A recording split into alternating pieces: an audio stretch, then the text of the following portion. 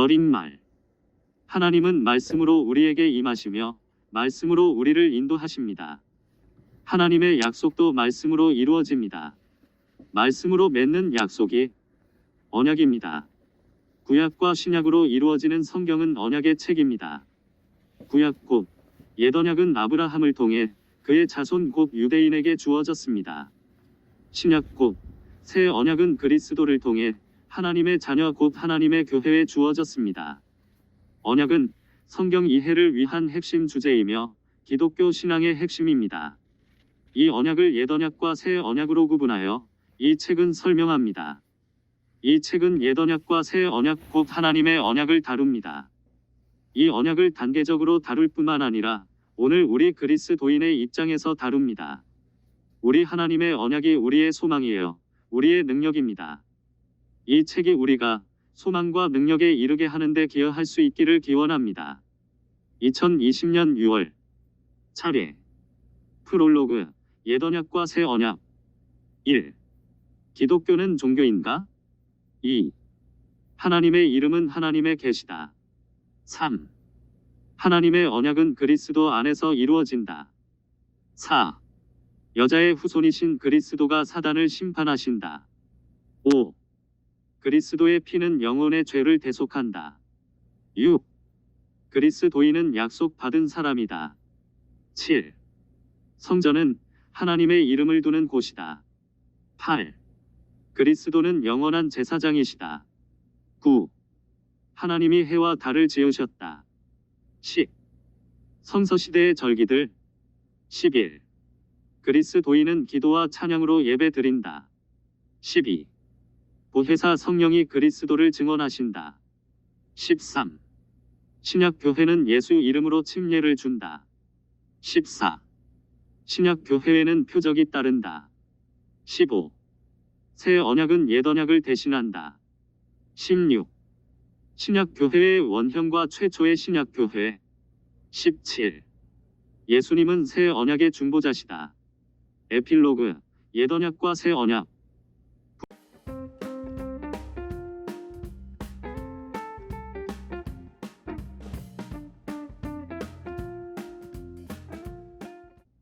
프롤로그. 그가 또한 우리를 새 언약의 일꾼 되기에 만족하게 하셨으니 율법 조문으로 하지 아니하고 오직 영으로 함이니 율법 조문은 죽이는 것이요 영은 살리는 것이니라. 고린도후서 3장 6절. 언약이란 하나님과 인간과의 사이에 하나님의 말씀으로 맺은 계약입니다. 무슨 계약이든지 한 편만으로는 맺어지지 못하지요. 그것은 둘 혹은 그 이상의 상대와 맺어야 하기 때문입니다. 성경에 보면 하나님께서 인간과 2번 언약을 맺으셨지요. 히브리서 8장 7절에 저 첫 언약이 무흠하였더라면 둘째 것을 요구할 일이 없었으려니와라고 말합니다. 두 언약 모두 인간이 하나님의 법을 지킨다는 조건으로 하나님께서 인간에게 복을 약속하셨습니다. 우리는 이제 이 두 언약 곧 옛 언약과 새 언약을 알아보려고 합니다. 첫 언약 옛 계약. 첫 언약은 처음에 아브라함과 맺어졌습니다. 그리고 모세의 율법으로 맺어졌습니다. 여러분은 지금까지 성경 연구를 통해 하나님께서 아브라함에게 큰 민족을 이루어 주실 것, 그의 이름이 창대하게 하실 것, 그에게 땅을 주실 것, 이 땅의 모든 족속이 그의 후손으로 인하여 복을 얻을 것이라는 약속을 하셨음을 배웠습니다. 이 언약의 표로서 하나님은 아브라함과 그의 자손들에게 할례 받을 것을 요구하셨습니다. 이 언약은 그 후 수백 년이 지나서 모세의 율법에서 다시 맺어질 때까지 기록으로 남아있지는 않았습니다. 모세의 율법에서는 아브라함에게 말씀으로 이루어진 언약을 재확인했으며 이스라엘 백성들이 순종해야 하는 규칙들을 덧붙였습니다. 그것은 돌판에 기록한 십계명과 언약서라 불리는 율법의 기타 부분에 포함되어 있습니다. 모세의 율법은 오직 유대인에게만 준 것입니다. 그리고 그리스도께서 십자가에 달리시기 전까지만 존속하였습니다. 이것은 영적으로 맺어진 법이라기보다는 문자적으로 맺어진 법입니다. 유대인들은 규칙적으로 하나님께 동물의 피를 들여 그것으로 그 언약을 지켰습니다. 이 옛 계약은 몇 가지 일들을 성취했습니다. 아브라함에게 큰 민족을 이루어 주시겠다는 것과 그의 이름을 창대하게 하시겠다는 것과 땅을 주시겠다는 것, 죄의 본성을 드러냈다는 것, 즉 범죄를 더하게 했다는 것, 사람들로 하여금 해마다 죄를 생각나게 하는 것, 그리스도께서 오셔서 십자가에 돌아가심으로 새 언약을 맺을 동안까지만 한시적으로 효력을 갖는다는 것, 즉 그리스도에게로 인도하는 몽학 선생이 되었다는 것 등입니다. 둘째 언약, 새 언약. 새 언약은 말할 것도 없이 옛 언약보다 훨씬 중요합니다. 예레미야 선지자는 이미 오래전에 하나님께서 그의 백성과 새 언약을 맺으실 것이라고 예언하였습니다. 이 예언은 그리스도께서 십자가 위에서 피를 흘리심으로 이루어졌습니다. 새 언약은 하나님께서 아브라함에게 그의 자손으로 말미암아 천하 만민이 복을 얻으리라고 하신 약속을 성취하신 것입니다. 예수께서는 아브라함이 자손으로 오셔서 이 세상 모든 족속들을 죄에서 구원하는 복을 주셨습니다. 이 새 언약의 내용은 신약 성경에 자세히 나타나 있습니다. 옛 언약과 새 언약의 큰 차이점을 든다면 첫 언약이 유대 민족과만 맺어진 것인데 비해 새 언약은 그리스도의 복음을 듣고 순종하는 모든 사람들과 맺은 것입니다. 이와 같은 새 언약의 일반적인 특성이 갈라디아서 3장 26-29절에 나타나 있습니다. 너희가 다 믿음으로 말미암아 그리스도 예수 안에서 하나님의 아들이 되었으니 누구든지 그리스도와 합하기 위하여 침례를 받은 자는 그리스도로 오시었느니라. 너희는 유대인이나 헬라인이나 종이나 자유인이나 남자나 여자나 다 그리스도 예수 안에서 하나이니라. 너희가 그리스도의 것이면 곧 아브라함의 자손이여 약속대로 유업을 이을 자니라. 이와 같이 새 언약의 약속은 어떠한 민족이나 남자나 여자나 부자나 빈자나 차별 없이 그리스도의 말씀에 순종하는 모든 사람에게 해당되는 것입니다. 두 언약이 맺어진 방법에 있어서도 차이가 있습니다. 옛 언약은 동물의 피로서 언약을 맺었지만 새 언약은 하나님의 아들 예수 그리스도의 피로서 맺어졌습니다. 새 언약은 옛 언약에서처럼 문자적인 언약이 아니라 영적인 법입니다.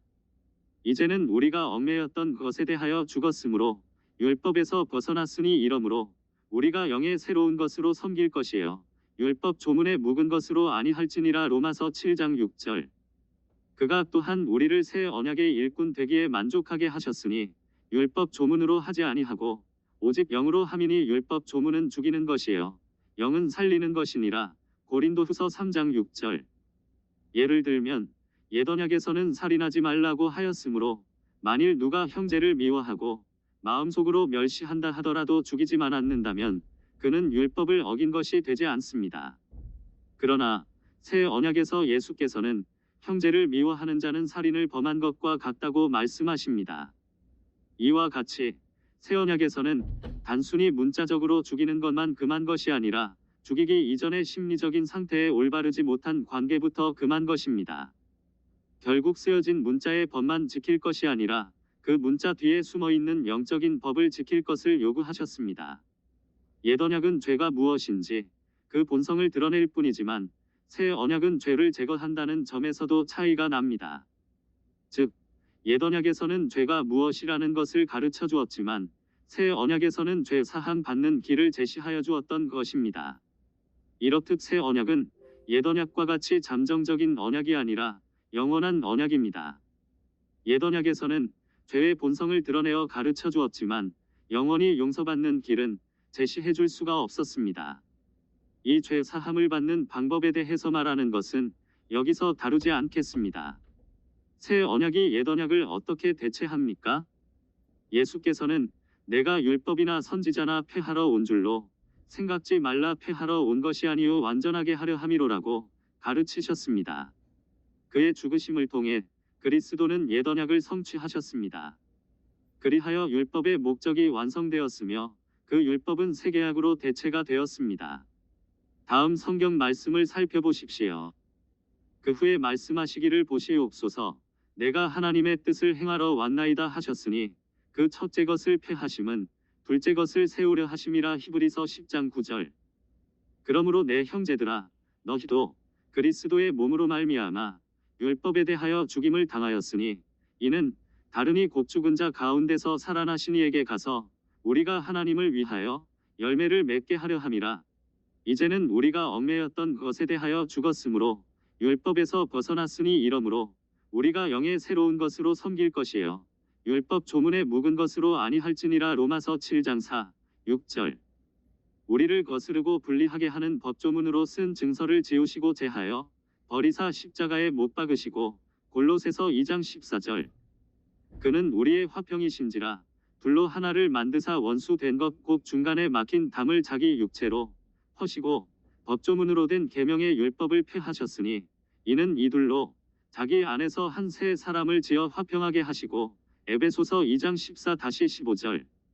이상의 말씀들을 살펴볼 때 우리가 아직도 옛 언약 아래 있다고 아무도 주장할 수 없을 것입니다. 위의 말씀들은 또한 안식일을 지켜야 한다는 주장이 그릇된 것임을 보여주고 있지요. 안식일을 지키라고 하는 명령은 모세 율법 중의 일부였으나 안식일을 포함하여 옛 언약을 지켜야 한다는 언급은 신약에서 결코 되풀이되지 않습니다.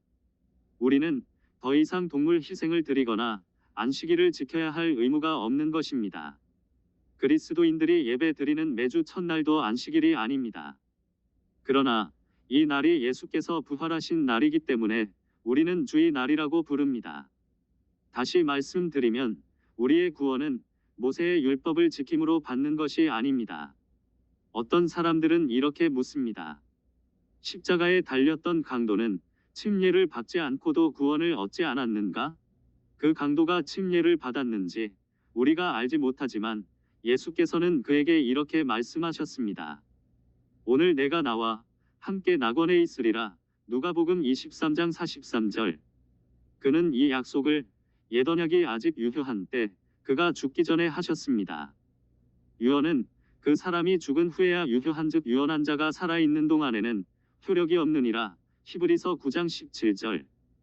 침례를 받으라는 명령은 그리스도께서 죽으시기 전에 하신 약속이지만 그리스도의 죽은 후에 그 효력이 적용되는 것입니다.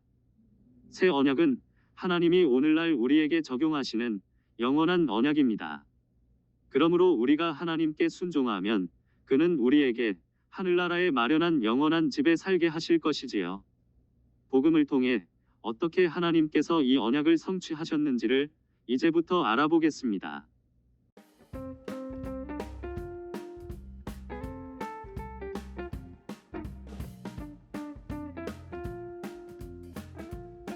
(1) 기독교는 종교인가? 율법은 모세로 말미암아 주어진 것이요 은혜와 진리는 예수 그리스도로 말미암아 온 것이라. 요한복음 1장 17절. 기독교는 종교입니까? 기독교는 일반 종교들과 비교해 볼 때 많은 종교적 특성들을 갖고 있다는 점에서는 광의로 말해 하나의 종교지요.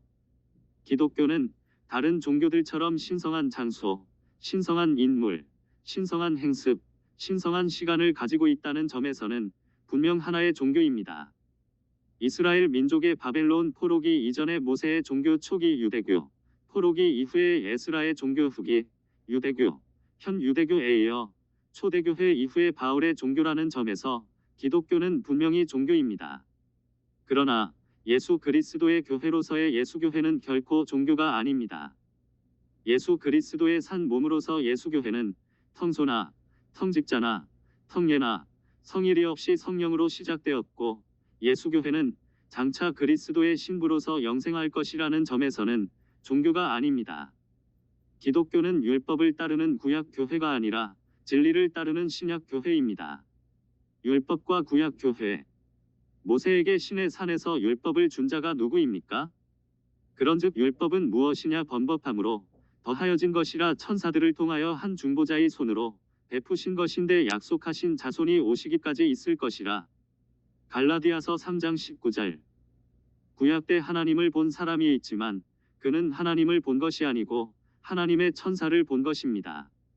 구약에서 하나님을 보았다고 한 것은 하나님의 사자를 본 것입니다. 아버지를 본 사람이 없고 오직 아들만이 아버지를 보았습니다. 이런 것은 먹고 마시는 것과 여러 가지 씹는 것과 함께 육체의 예법일 뿐이며 개혁할 때까지 맡겨둔 것이니라. 히브리서 9장 10절. 하나님의 사자는 여호와의 이름으로 구약 교회의 현현에서 이스라엘에게 지시했습니다. 그러나 하나님의 사자는 사람들에게 영원히 머물 자가 아니고 약속하신 자손이 오실 때까지만 역할을 하는 자입니다. 율법은 개혁할 때까지 맡겨둔 육체의 예법입니다. 진리와 신약교회. 예수 그리스도는 말씀이 육신이 되어 나타나신 분으로 그분 자신이 진리시며 그 입으로 하신 모든 말씀도 진리입니다. 우리는 진리의 영이신 성령이 내주하실 때 아버지와 아들의 관계와 아들과 인간의 관계를 밝히 알 수가 있지요.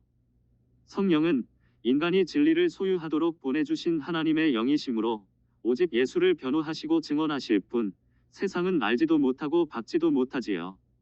성령은 아버지의 이름인 예수를 믿고 영접하는 자들에게만 임하십니다. 회개하여 각각 예수 그리스도의 이름으로 침례를 받고 죄 사함을 받으라 그리하면 성령을 선물로 받으리니 사도행전 3장 38절이라고 하셨습니다. 무릇 율법 없이 범죄한 자는 또한 율법 없이 망하고 무릇 율법이 있고 범죄한 자는 율법으로 말미암아 심판을 받으리라. 하나님 앞에서는 율법을 듣는 자가 의인이 아니요 오직 율법을 행하는 자라야 의롭다 하심을 얻으리니 율법 없는 이방인이 본성으로 율법의 일을 행할 때에는 이 사람은 율법이 없어도 자기가 자기에게 율법이 되나니 이들은 그 양심이 증거가 되어 그 생각들이 서로 혹은 고발하며 혹은 변명하여 그 마음에 새긴 율법의 행위를 나타내느니라. 곧 나의 복음에 이른 바와 같이 하나님이 예수 그리스도로 말미암아 사람들의 은밀한 것을 심판하시는 그 날이라. 로마서 2장 12-16절. 이스라엘 백성들에게 주어진 율법과 이방인들에게 주어진 양심은 회개하게 할 능력이 없습니다. 즉 은혜가 없는 것입니다.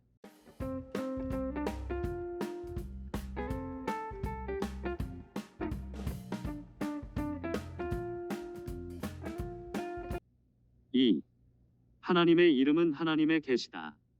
하나님이 모세에게 이르시되 나는 스스로 있는 자이니라. 출애굽기 3장 14절.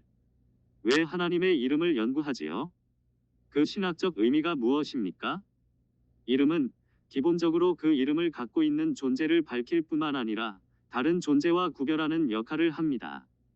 그런데 성서에서의 이름은 그 존재의 본질까지를 밝히는 역할을 하고 있음을 인식할 수 있습니다. 일반적으로 고대 근동에서 이름은 그 이름을 갖고 있는 존재 자체와 밀접히 연관되어 있습니다. 그 당시는 이름이 주어지기 전에는 아무것도 존재하지 않는다고 생각했습니다. 그래서 이름을 짓는 것은 곧 창조 과정에 속하는 것으로 이해되었습니다. 하나님의 말씀과 하나님의 이름으로 하나님께서 자신을 계시하십니다. 하나님의 이름은 하나님의 계시입니다. 하나님의 이름은 엘로힘과 여호와로 구약 성경 대부분의 경우에 나옵니다. 그리고 하나님의 이름 중에 이들을 구성 요소로 이루어지는 복합 이름이 있습니다. 예를 들면 여호와 엘 엘로힘, 여호와 엘 엘yon 등이 있습니다. 하나님을 가리키는 엘로하는 단수형이며 구약 성경에 57회 나옵니다.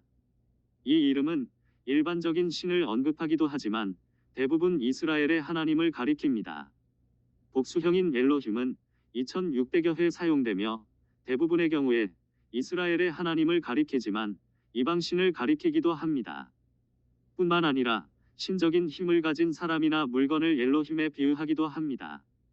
특히 정관사가 붙은 형태인 하엘로힘은 이스라엘의 하나님을 가리킵니다.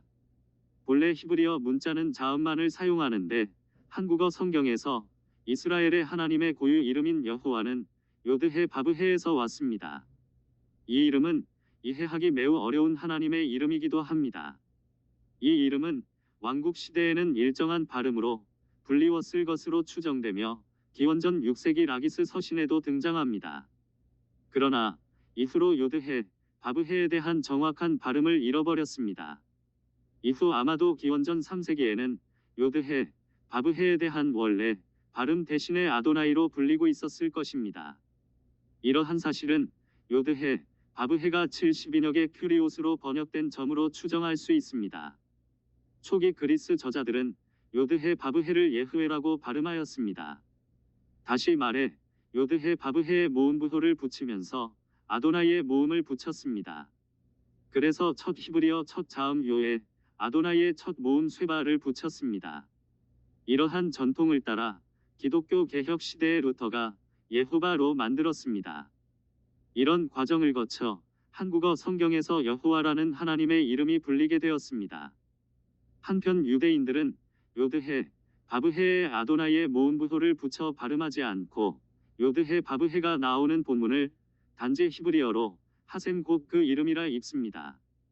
이처럼 유대인들이 요드해 바브해의 발음을 하지 않는 것은 십계명의 제3계명 곧 출애굽기 20장 7절에 여호와의 이름을 망령되이 일컫지 말라는 명령 때문입니다.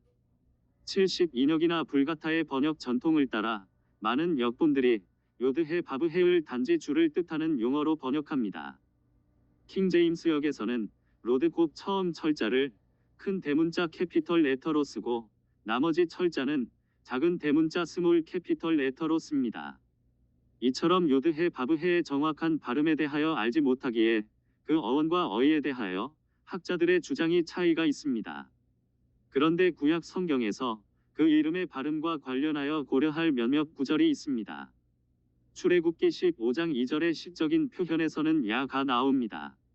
하나님의 이름을 구성 요소로 가진 이름들, 인명들 중 하나님의 이름에서 유래된 이름들에서 발견되는 가장 흔한 신의 이름은 요드해 바브해 형태입니다.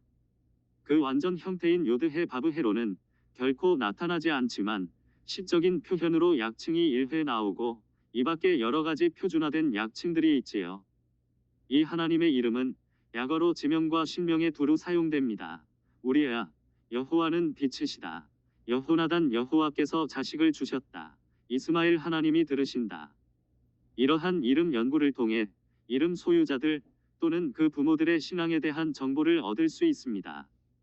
예를 들어 어떤 학자는 성서와 기타 명문에서 유다 왕국 후기의 이름 중에 94.1%가 하나님의 이름인 요드해, 바브해의 한 요소를 가졌고 이 시대의 명문들에서는 89%가 동일한 요소를 가졌음을 밝혔지요. 이는 유다 왕국 후기 시대 때에 여호와 신앙이 흥왕했음을 입증해 줍니다. 성경에서 이름은 그것을 지닌 자의 존재를 대표합니다. 그러므로 이름을 잊어버린다는 것은 그 존재를 잃게 됨을 뜻합니다. 이에 대해 전도서 기자는 무릇 산 자는 죽을 줄을 알되 죽은 자는 아무도 모르며 다시는 상도 받지 못할 것은 그 이름이 잊어버린 바 됨이라고 말하고 있습니다.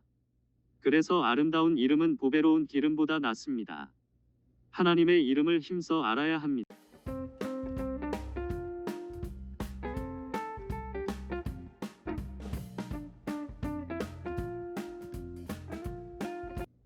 (3) 하나님의 언약은 그리스도 안에서 이루어진다. 성경이 무엇을 말하느냐? 아브라함이 하나님을 믿음에 그것이 그에게 의로 여겨진 바 되었느니라. 로마서 4장 3절. 하나님은 아브라함을 부르실 때 그 이름을 크게 하실 것이라 말씀하셨을 뿐만 아니라 땅과 자손을 약속하셨습니다. 이 약속을 따라 아브라함과 이삭과 야곱은 믿음의 조상이 되며 이스라엘의 신앙은 바로 이 약속을 중심으로 전개되지요. 그런데 이 약속이 옛 언약에서는 부분적으로 성취되었으나 새 언약에서는 그리스도 안에서 성취됩니다. 아브라함 언약은 무조건적인 하나님의 약속이다. 아브라함 언약은 일반적인 조약과는 다릅니다. 이 언약은 일종의 수혜 언약입니다. 고대 근동에서 수혜 언약은 자기의 종에 대한 주인의 의무로 구성되지만 조약은 주인에 대한 의무로 구성됩니다. 수혜 언약에서는 저주가 종의 권리를 파괴하는 자를 향하고 있지만 조약에서는 저주가 그의 왕의 권리를 부정하는 신하를 향하고 있습니다. 다른 말로 하면 수혜 언약은 주로 종의 권리를 보호하기 위해 존재하지만 조약은 주인의 권리를 보호하기 위해 존재합니다. 수혜 언약은 이미 행한 충성과 선행들에 대한 보상이지만 조약은 미래의 충성에 대한 유도이지요. 아브라함에게 주신 땅과 후손에 대한 약속은 진실로 무조건적이고 그의 믿음에 대한 보상으로 임한 것입니다. 그것은 그의 충성에 대한 보상으로 임한 것입니다. 창세기 26장 4-5절은 이렇게 말합니다. 내 자손을 하늘의 별과 같이 번성하게 하며 이 모든 땅을 내 자손에게 주리니 내 자손으로 말미암아 천하 만민이 복을 받으리라. 이는 아브라함이 내 말을 순종하고 내 명령과 내 계명과 내 율례와 내 법도를 지켰음이라 하시니라. 완전함으로 섬긴다는 개념도 또한 족장들과의 언약에 나옵니다. 그래서 족장들의 신실함을 두고 내 앞에 행하였다고 말합니다. 그리고 아브라함에 대한 땅 약속에 이어 무조건적인 후손 약속이 나옵니다. 아브라함이 이름이 크게 나게 하시겠다는 약속도 마찬가지입니다. 창세기에서는 더 나아가서 땅 약속을 왕조 약속과 결합시킵니다. 후손 약속에다가 왕이 내게서 나오리라라고 덧붙이는데 이는 왕조 약속같이 들립니다. 이처럼 아브라함 언약은 충성과 약간의 의무와 임무의 성취를 전제함에도 불구하고 원래 상황에서 땅 약속은 무조건적이었고 결코 조건적으로 구성되지 않았습니다. 모세의 율법은 율법 준수가 조건이다. 아브라함과의 언약은 무조건적이지만 모세의 율법에서는 율법 준수가 있어야 합니다. 율법 준수는 땅과 후손을 얻기 위한 조건이었으며 이것이 이스라엘의 역사에서 가장 지배적이고 결정적인 요소였습니다. 이처럼 모세의 율법은 조건적입니다. 이 율법을 지키면 복이 있지만 지키지 않으면 저주가 임합니다. 이스라엘 백성은 모세의 율법을 지키지 못함으로 하나님의 저주를 받아 자기 땅에서 살지 못하고 쫓겨났으며 포로 생활을 하였습니다. 그러기에 포로 생활 후에 그들은 종교제도와 종교의식을 통해 더욱 율법을 준수하고자 했습니다. 우리의 신앙은 모세의 율법이 아니라 아브라함이 언약에 기초하고 있습니다. 하나님은 아브라함에게 후손들과 땅의 약속을 주시며 또 그가 열국에게 축복의 근원이 될 것을 확약하십니다. 이 약속대로 아브라함에게서 이삭이 태어나고 그 후손이 이스라엘 국가를 이루며 몇몇 이방인들이 하나님께 돌아옴으로써 부분적으로 성취되고 있습니다. 그러나 이스라엘의 역사는 결코 인간은 항상 모든 율법을 다 지킬 수 없음을 보여주며 육체의 행위로는 결코 의에 이를 수 없음을 보여줍니다. 무릇 율법 행위에 속한 자들은 저주 아래에 있나니 기록된 바 누구든지 율법 책에 기록된 대로 모든 일을 항상 행하지 아니하는 자는 저주 아래에 있는 자라 하였음이라. 갈라디아서 3장 10절. 그러나 새 언약에서는 하나님의 모든 약속이 예수 그리스도 안에서 예가 됩니다. 그리스도인은 아브라함이 씨라 여겨지지요. 새 언약은 믿음으로 하나님의 의를 얻으며 새 하늘과 새 땅을 소망합니다.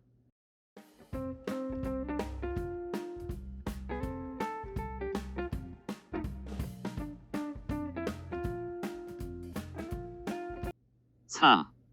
여자의 후손이신 그리스도가 사단을 심판하신다. 내가 너로 여자와 원수가 되게 하고 내 후손도 여자의 후손과 원수가 되게 하리니 여자의 후손은 내 머리를 상하게 할 것이요 너는 그의 발꿈치를 상하게 할 것이니라 하시고 창세기 3장 15절. 복음은 언제부터 시작되었지요? 성경은 범죄가 시작되었을 때 심판도 시작되고 복음도 시작되었다고 말합니다. 인간의 범죄와 타락 이야기는 심판과 구원 이야기로 이어지며 창세기 3장 14-15절의 사단에 대한 심판은 원시복음이라 일컬어지는 바 이는 구속사의 출발점으로 성경 전체의 내용과 관련이 있습니다.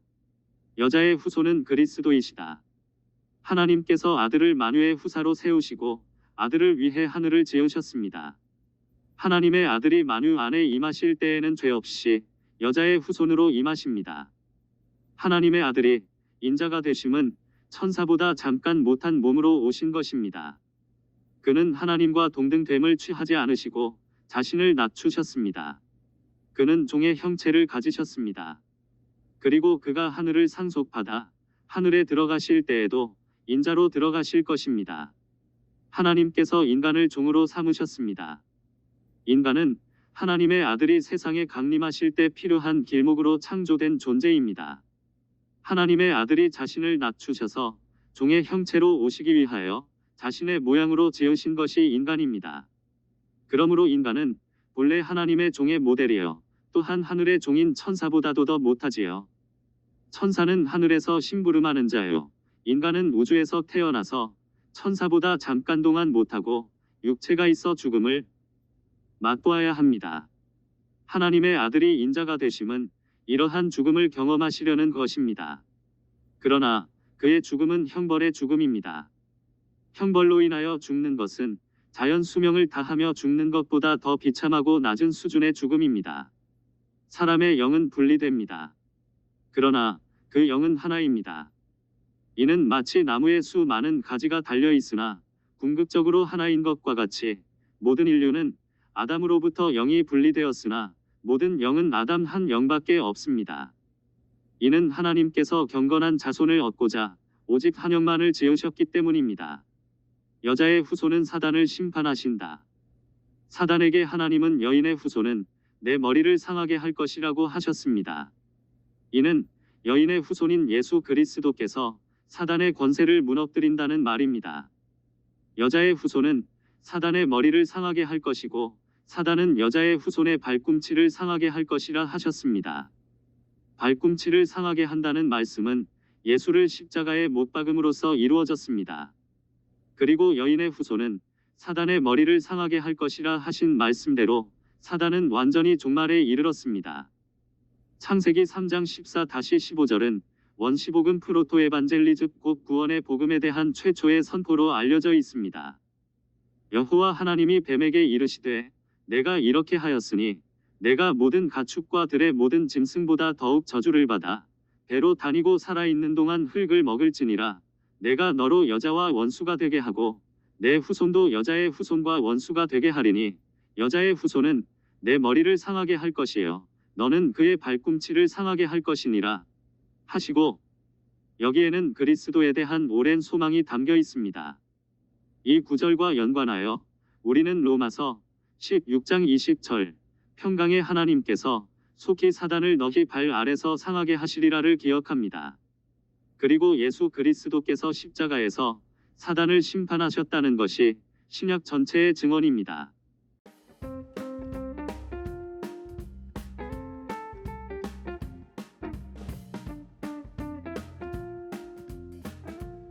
제사를 드렸던 시기입니다. 예수 이후로는 은혜의 시대라고 하는데 이는 약속을 받은 자들이 하나님을 예배할 수 있기 때문입니다. 율법 시대의 사람들은 양을 잡아서 제사하라는 계명을 가지고 있습니다. 이스라엘은 양의 피로 어떻게 제사하라는 명령을 받았습니다. 피에 대한 하나의 약속을 통해서 즉 피에 대한 계시를 통해서 하나님은 대속을 나타내셨습니다. 육체의 생명은 피에 있음이라 내가 이 피를 너희에게 주어 제단에 뿌려 너희의 생명을 위하여 속죄하게 하였나니 생명이 피에 있으므로 피가 죄를 속하느니라. 레위기 17장 11절. 양의 피와 그리스도의 피. 이스라엘은 양을 잡아서 하나님께 제사를 함으로써 피에 대한 확실한 증거를 받았습니다. 그러나 짐승의 피 자체가 사람의 죄를 능히 없이 하지 못한다는 것을 알고 있었습니다. 그래서 해마다 이스라엘은 하나님께 양을 잡아서 제사를 하였습니다. 그러나 짐승의 피로서는 하나님의 약속을 받을 수 없었습니다. 하나님이 구속, 속죄에 대해서 우리에게 약속하신 것은 피인데 예수의 피로서만 속죄를 받는다고 하는 약속이 전제되어 있는 것입니다. 예수 그리스도께서 하나님의 계명을 완성하시고 완수하심으로 우리는 약속을 받은 하나님의 자녀가 되었습니다. 지금은 은혜 시대입니다. 그리스도의 피로써 우리는 완전히 구원을 받은 자며 약속을 완전히 받은 사람입니다. 우리는 예수를 믿음으로 의롭다 함을 얻었습니다. 이스라엘은 제사를 통해서 자신들의 믿음을 지속하여 갔습니다. 단지 피에 대한 증거를 붙들고 믿음을 유지하여 갔던 것입니다. 결국 그들은 짐승의 피로는 자신을 깨끗하게 할 수 없다는 것을 깨달아갔습니다. 하나님께서 모세를 통해서 피 제사를 계명으로 주기 전에도 가인과 아벨 때로부터 인간은 피 제사를 드려왔고 아브라함 이후로는 더욱 확고하게 되었습니다. 아브라함이 피 있는 산 양을 잡아서 하나님께 드림으로써 하나님께 제사했는데 이는 예수 그리스도의 피를 보고 드린 것입니다. 출애굽은 하나님께서 자기의 백성을 애굽에서 이끌어내신 일을 말합니다. 여기서 하나님께서 유월절 사건을 이스라엘에게 보여주시고 그들은 애굽을 빠져나올 때 하나님의 증거를 보게 되었습니다. 출애굽 당시에도 어린 양의 피를 사용하고 양고기를 먹고 떠나도록 하나님께서 명령하셨습니다. 성경은 예수의 피를 보는 것입니다. 하나님의 관심은 예수의 피에 있지요. 하나님은 우리를 보실 때 예수의 피를 통해서 보시지 그것을 초월해서 보시는 일은 없습니다. 우리가 그리스도인이 된 것은 예수의 피를 통해서입니다.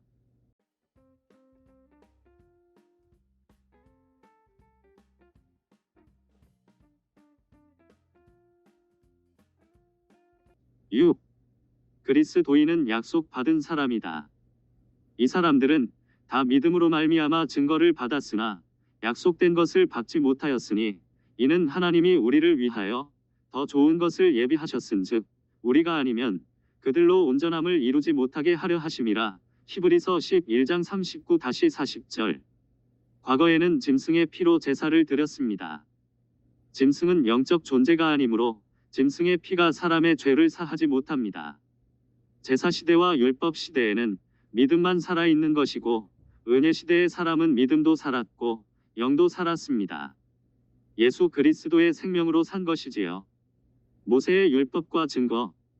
출애굽 당시 양의 피를 바른 이스라엘 집들의 문설주를 하나님은 보셨습니다.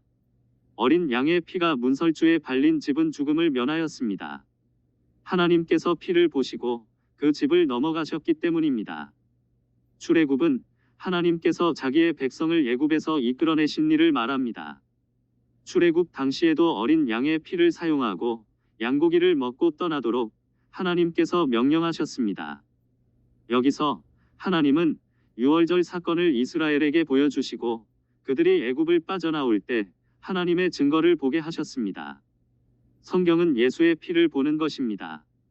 하나님의 관심은 예수의 피에 있습니다. 성경은 마치 우리의 문설주와 같습니다.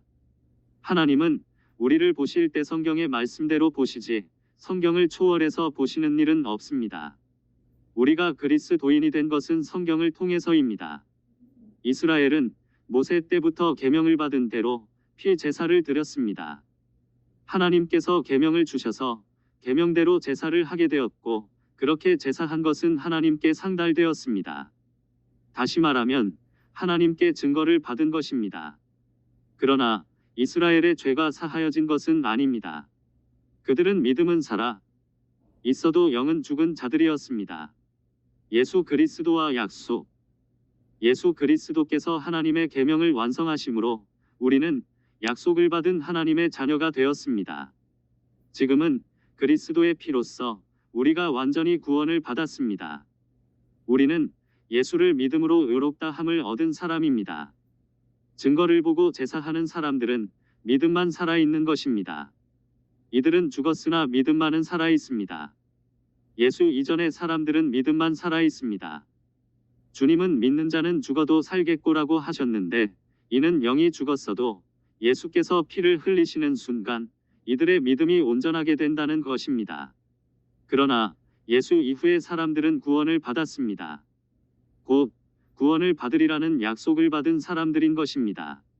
이들은 살아서 믿는 자입니다. 주님은 살아서 나를 믿는 자는 영원히 죽지 아니하리니 요한복음 11장 26절라고 하셨습니다. 성경은 만일 율법에 속한 자들이 후사이면 믿음은 헛것이 되고 약속은 폐하여졌을 것이라고 말합니다. 아브라함이나 그 후손에게 세상의 상속자가 되리라고 하신 언약은 율법으로 말미암은 것이 아니요 오직 믿음의 의로 말미암은 것이니라. 만일 율법에 속한 자들이 상속자이면 믿음은 헛것이 되고 약속은 파기되었느니라. 율법은 진노를 이루게 하나니 율법이 없는 곳에는 번복도 없느니라. 그러므로 상속자가 되는 그것이 은혜에 속하기 위하여 믿음으로 되나니 이는 그 약속을 그 모든 후손에게 굳게 하려 하심이라. 율법에 속한 자에게뿐만 아니라 아브라함이 믿음에 속한 자에게도 그러하니 아브라함은 우리 모든 사람의 조상이라. 로마서 4장 13-16절. 율법은 조건적이나 약속은 무조건적입니다.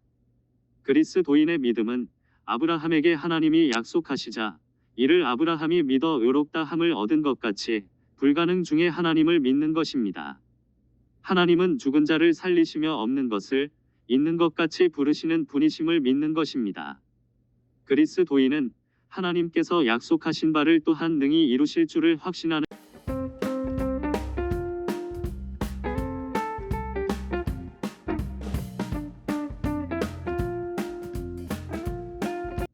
7.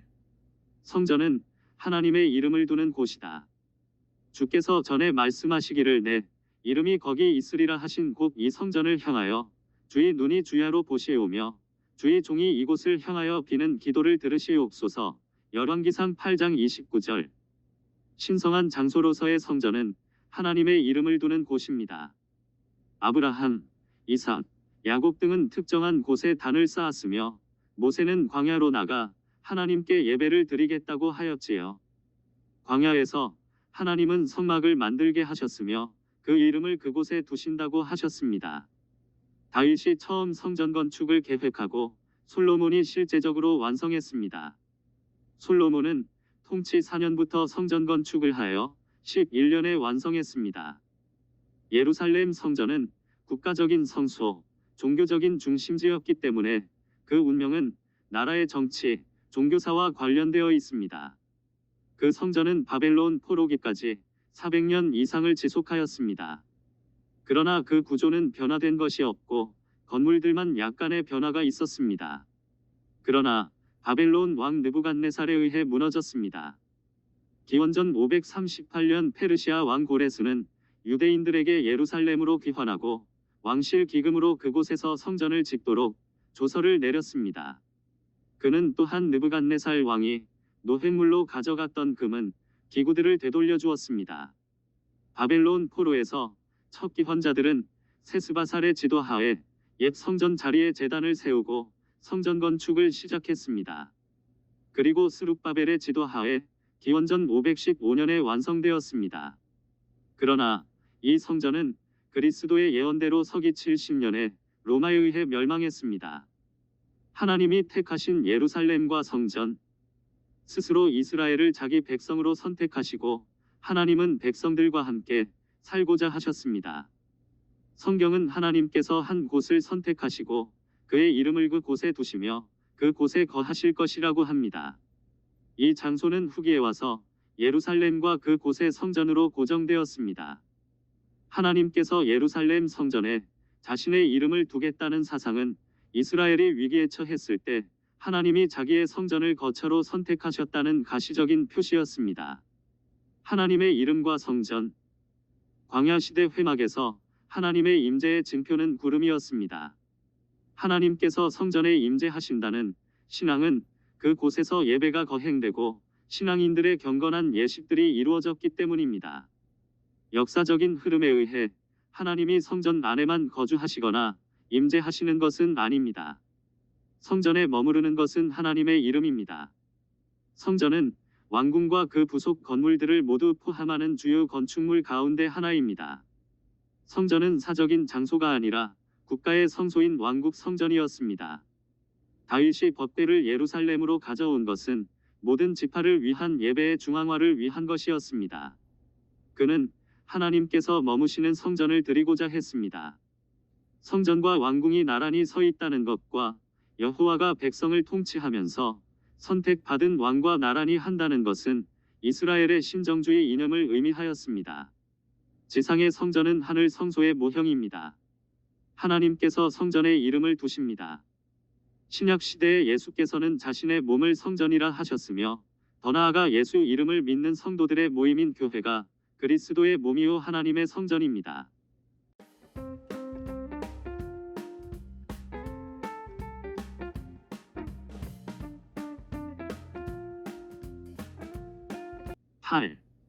그리스도는 영원한 제사장이시다. 여호와는 맹세하고 변하지 아니하시리라. 이르시기를 너는 멜기세덱의 서열을 따라 영원한 제사장이라 하셨도다. 시편 110편 4절. 우리는 대제사장으로서의 그리스도의 사역을 언급하는 구절들을 성경에서 찾아볼 수 있습니다. 그런데 히브리서는 하나님의 아들이시며 죄가 없으신 그리스도의 대제사장 직분이 영구하며 완전함을 분명히 증언하지요. 이 그리스도의 대제사장 직분은 창세기에 기록한 대로 아브라함 시대의 예루살렘 제사장이에요. 왕이었던 멜기세덱의 반차를 좇아 주어진 것이라고 말합니다. 또 시편에 기록한 대로 후대의 이상적인 제사장의 전형이 된 멜기세덱의 반차를 좇은 영원한 제사장이라고 칭하게 된 것입니다. 왕 제사장 멜기세덱. 제사장이며 왕인 멜기세덱이 나오는 성경 구절은 세 곳입니다. 두 번은 구약 성경, 한 번은 신약 성서에 나옵니다.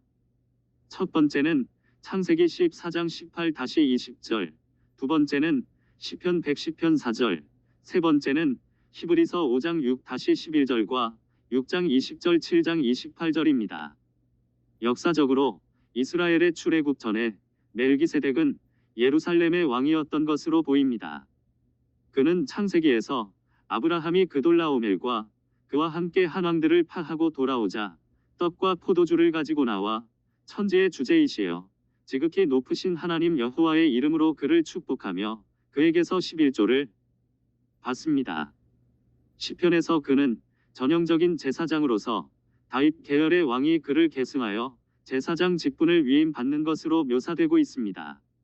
창세기는 아브라함이 멜기세덱의 축복을 받고 그에게 11조를 바쳤다고 말합니다. 아브라함은 그돌라오멜 및 그 동맹군과 싸워 이겼습니다.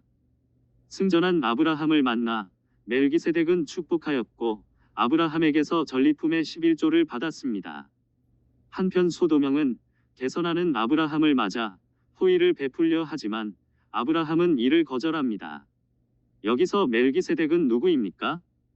첫째, 멜기세덱이라는 이름이 창세기 14장 18-20절과 시편 110편 4절에서 두 단어가 연결되어 나타납니다. 문자적으로 나의 왕은 의이시다라는 뜻입니다. 히브리서 7장 2절은 이를 의의 왕이라 하였습니다. 둘째, 멜기세덱은 살렘 왕으로 나오는데 이 살렘은 어느 도시를 가리킵니까? 이는 멜기세덱이 제사장과 왕으로 있던 예루살렘의 옛이름으로 알려져 있습니다. 셋째, 멜기세덱은 천지의 주제시여 지극히 높으신 하나님의 제사장입니다. 창세기 14장 18절에 처음 나오는 엘 엘yon 곧 지극히 높으신 하나님이라는 신명은 하나님을 가리킵니다.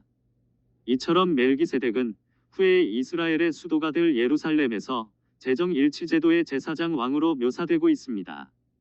그는 자신의 유일무이한 직분 때문에 많은 인물들이 등장하는 창세기 14장에서도 다른 모든 중요 인물들보다 위에 우뚝 솟아 있습니다.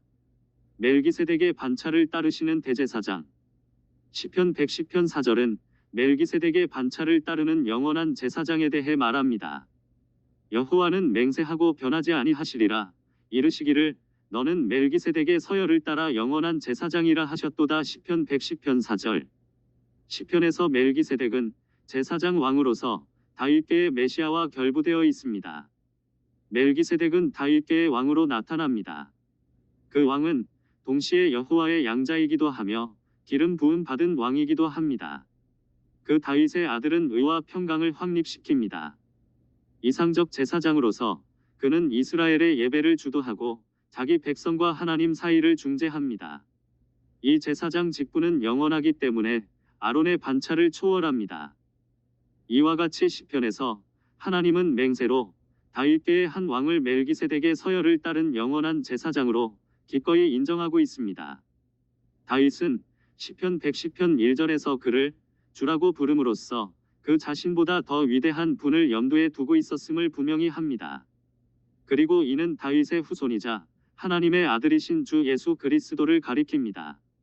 히브리서는 이 시편 기록을 인용하며 예수 그리스도께서 우리의 영원한 대제사장이심을 말합니다. 또한 이와 같이 다른 데서 말씀하시되 내가 영원히 멜기세덱의 반차를 따르는 제사장이라 하셨으니 히브리서 5장 6절. 멜기세덱은 신약에서 히브리서에서만 언급되고 있습니다. 히브리서의 주제는 모든 피조물보다 우월하신 그리스도와 모든 지상적 사역보다 우월한 그리스도의 중보적 직분입니다. 그래서 멜기세덱은 이 주제를 뒷받침하기 위한 근거로 제시됩니다. 그리스도는 멜기세덱의 반차를 따르는 대제사장으로 불립니다. 의와 평강의 왕이시오 부모나 친척이 없는 유일무이하고 시작도 끝도 없는 영원한 제사장이라는 점에서 멜기세덱은 하나님의 아들 그리스도와 방불합니다. 멜기세덱은 족장 아브라함이나 제사장 아론보다 위대하기 때문에 그리스도의 예표입니다. 왕, 그리고 신성한 대제사장으로서 그리스도의 직분은 모든 인간적 지위와 신분을 능가합니다. 히브리서는 그리스도께서 아론의 제사장 직분을 대신하게 되셨음을 논증하기 위하여 멜기세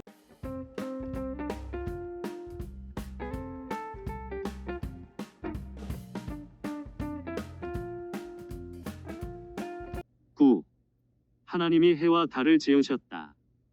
후람이 또 이르되 천지를 지으신 이스라엘의 하나님 여호와는 통축을 받으실지로다. 다윗 왕에게 지혜로운 아들을 주시고 명철과 총명을 주시사 능히 여호와를 위하여 성전을 건축하고 자기 왕위를 위하여 궁궐을 건축하게 하시도다. 역대하 2장 12절. 유대인의 절기들은 왜 해마다 그 날짜가 변합니까? 예를 들어 유대인들의 2000년 10년은 1999년 9월 10일 12일이었으며 유대력으로는 5760년이고 로시 하샤나라 부릅니다. 이처럼 차이가 나는 이유가 무엇이죠? 그 이유는 국제적으로 사용하는 양력과 유대인들이 쓰는 원력이 차이가 있기 때문이지요. 달력이란 단지 큰 단위 달, 년 등과 같은 을 관리하는 체계일 뿐입니다. 이러한 목적을 달성하기 위해 인간은 태양과 달을 이용했습니다. 달이 커지고 작아짐을 이용하여 달에 대한 착상을 하게 되었고 계절의 주기가 있게 하는 태양으로부터 년 개념을 창안했습니다. 오늘날 국제적으로 사용하는 로마 그레고리 알력은 양력입니다. 모슬렘들은 계절을 전혀 고려하지 않는 단순한 음력을 사용합니다. 그러므로 이슬람교인들의 명절은 같은 명절이 봄에도 올 수 있고 여름에도 혹은 가을이나 겨울에도 올 수 있습니다. 그렇지만 유대인 달력은 양력과 음력을 혼합한 체계를 사용하고 있습니다. 기본적으로는 음력을 사용하나 그것을 양력으로 조절하고 있습니다.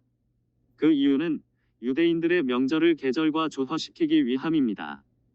달은 지구 주변을 도는데 초승달에서 다음 초승달까지의 시간이 약 29.5일입니다. 그러므로 유대인 달력에서 한 달은 29일, 다음 달은 30일로 구성되어 있습니다. 그렇게 할 경우 1년이 354일이 되며 양력은 1년이 365사분의 1이므로 태양력에 비교할 때 약 11일이 모자라게 됩니다. 음력을 포기하지 않으면서 계절을 맞추기 위해 윤년을 두어 그 해에는 한 달을 추가시킵니다. 아달월에만 추가시키기 때문에 윤년에는 아달월이 제1아달월과 제2아달월로 구성됩니다. 이는 단순한 것 같으면서도 실제로는 그렇지 않습니다. 대속제일 같은 날이 금요일이나 일요일에 오는 것을 피해야 하기 때문입니다. 어느 해에는 29일로 구성된 달을 3개월만 배치시킵니다. 그리고 윤년은 3, 6, 8, 11, 14, 17, 19년째에 반복적으로 배치시키는데 그 해에는 1년의 길이가 383, 384, 385일 중에 하나가 되겠지요. 그러면 언제 하루가 시작됩니까? 일반 달력은 자정부터이지만 유대력은 해질 때부터입니다. 이것은 창세기 1장 5절에 근거한 것입니다. 하나님이 빛을 낮이라 부르시고 어둠을 밤이라 부르시니라. 저녁이 되고 아침이 되니 이는 첫째 날이니라. 그러므로 안식일을 포함한 모든 유대인의 명절은 해가 질 때 시작되어 다음 날 해질 때 끝나게 됩니다. 연대. 오늘날 유대교에서의 연대 계산은 세상의 창조부터 시작합니다. 그러나 성서시대에는 그렇지 않았습니다. 성서시대에는 여러 왕들의 즉위에 따라 연대를 계수하였습니다. 그리고 헬라제국 시대의 셀루키드 왕조 때에는 셀루키드 연대를 채택했으며 로마 시대에는 로마의 건설부터 세마였는데 많은 유대인들이 그것을 사용했습니다. 기독교인들이 예수의 탄생에서부터 연대를 세마기 시작하면서 A. 디 라티노 아노 도미니, 영어 인다이어 오바워로드, BC, 영어 브포 크라이스트 C 이코몬 이러, BC 이 브포 코몬 이러. 초대교회 시기의 유대인들은 세상의 창조에서부터 연대를 계수하기 시작했는데 이것은 그들 자신의 종교적인 체계를 사용할 필요를 느꼈기 때문이었습니다. 당시 유대인 학자들은 세상의 창조 시기를 주전 3760년으로 계산했기 때문에 국제적으로 사용하고 있는 양력을 유대인력으로 바꾸려면 3760년을 더해야 합니다. 따라서 유대인력에 의하면 이 1000년은 5760년 2000 플러스 3760입니다. 원력. 구약 성경을 읽다 보면 대부분의 달의 이름이 몇 월 하는 식으로 기록되어 있습니다. 즉 민수기 29장 1절에 의하면 7월의 초막절을 지키라고 기록되어 있습니다. 그런데 이 7월은 오늘날 달력으로 7월이 아니라 일곱째 달이라는 의미입니다. 포로기 이후 바벨론의 영향으로 구체적인 달의 이름이 등장할 때까지 고대 이스라엘은 몇째 달이라는 방식으로 원력을 표시하였습니다. 그러나 바벨론 포로의 영향으로 포로기 이후 성서 문학에 의하면 바벨론식 달 이름이 등장합니다. 예를 들어 스가랴 1장 7절에 스밧월이란 바로 11번째 바벨론의 달 이름에서 유래된 것입니다.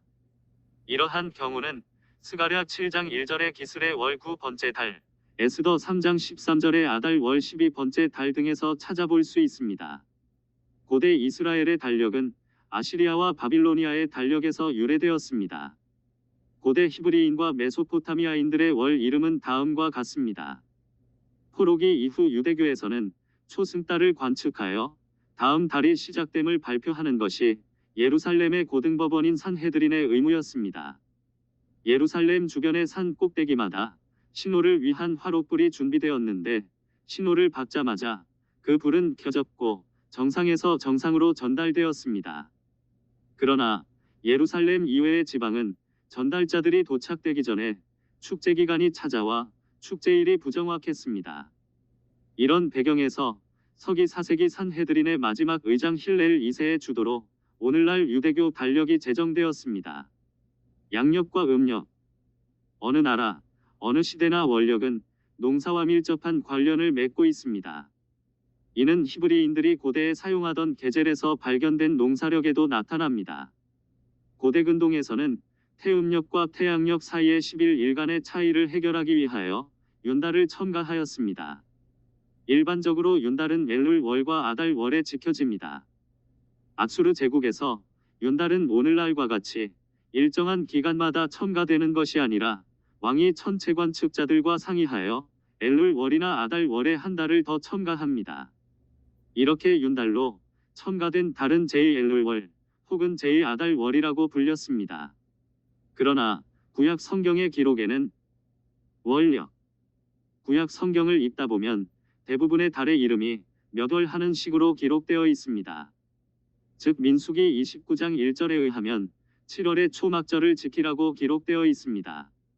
그런데 이 7월은 오늘날 달력으로 7월이 아니라 일곱째 달이라는 의미입니다. 포로기 이후 바벨론의 영향으로 구체적인 달의 이름이 등장할 때까지 고대 이스라엘은 몇째 달이라는 방식으로 원력을 표시하였습니다. 그러나 바벨론 포로의 영향으로 포로기 이후 성서 문학에 의하면 바벨론식 달 이름이 등장합니다. 예를 들어 스가랴 1장 7절에 스밧월이란 바로 11번째 바벨론의 달 이름에서 유래된 것입니다. 이러한 경우는 스가랴 7장 1절의 기슬의 월 9번째 달, 에스더 3장 13절의 아달 월 12번째 달 등에서 찾아볼 수 있습니다. 고대 이스라엘의 달력은 아시리아와 바빌로니아의 달력에서 유래되었습니다. 고대 히브리인과 메소포타미아인들의 월 이름은 다음과 같습니다. 포로기 이후 유대교에서는 초승달을 관측하여 다음 달이 시작됨을 발표하는 것이 예루살렘의 고등법원인 산헤드린의 의무였습니다. 예루살렘 주변의 산 꼭대기마다 신호를 위한 화롯불이 준비되었는데 신호를 박자마자 그 불은 켜졌고 정상에서 정상으로 전달되었습니다. 그러나 예루살렘 이외의 지방은 전달자들이 도착되기 전에 축제 기간이 찾아와 축제일이 부정확했습니다. 이런 배경에서 서기 4세기 산헤드린의 마지막 의장 힐렐 2세의 주도로 오늘날 유대교 달력이 제정되었습니다. 양력과 음력. 어느 나라, 어느 시대나 원력은 농사와 밀접한 관련을 맺고 있습니다. 이는 히브리인들이 고대에 사용하던 계절에서 발견된 농사력에도 나타납니다. 고대 근동에서는 태음력과 태양력 사이의 11일간의 차이를 해결하기 위하여 윤달을 첨가하였습니다. 일반적으로 윤달은 엘룰월과 아달월에 지켜집니다. 악수르 제국에서 윤달은 오늘날과 같이 일정한 기간마다 첨가되는 것이 아니라 왕이 천체관 측자들과 상의하여 엘룰월이나 아달월에 한 달을 더 첨가합니다.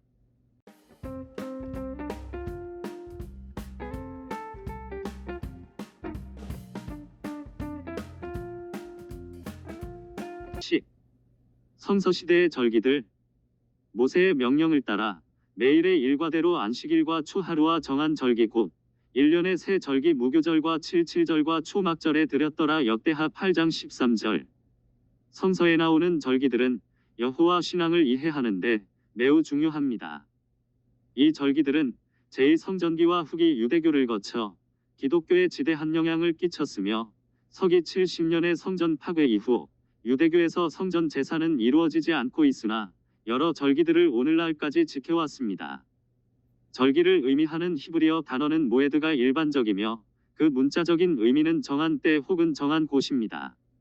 여기서 이 단어는 만남이나 회합을 의미하며 제1을 경축하기 위한 총회나 회합을 의미하게 되었습니다. 일반 절기. 안식일. 안식일은 일주일 가운데 제7일의 명칭입니다. 즉 지금의 금요일 해질녘부터 토요일 해질녘까지입니다. 유대인들은 이 날에 모든 일손을 쉬고 여호와를 경배하였습니다. 이 기원은 창세기 1장 이하의 천지창조의 과정 중 6일 동안에 우주창조를 끝마치고 제7일에는 쉰 돼서 비록되었습니다. 또 모세에게 준 십계명을 통하여 이 날에는 모두 쉬도록 명하였습니다. 그리하여 유대교에서는 안식일을 철저하게 지키는 전통이 있었습니다. 이 전통이 기독교로 이어진 것입니다. 그러나 기독교에서는 초대교회 시대부터 그리스도의 부활을 기념하여 예수께서 부활한 한 주의 첫날, 즉 주일을 성일로 지키고 있습니다. 월삼 또는 초하루는 음력을 기준으로 새로운 달의 초하룻날을 경축하기 위한 이 절기는 매우 오랜 기원을 갖고 있습니다.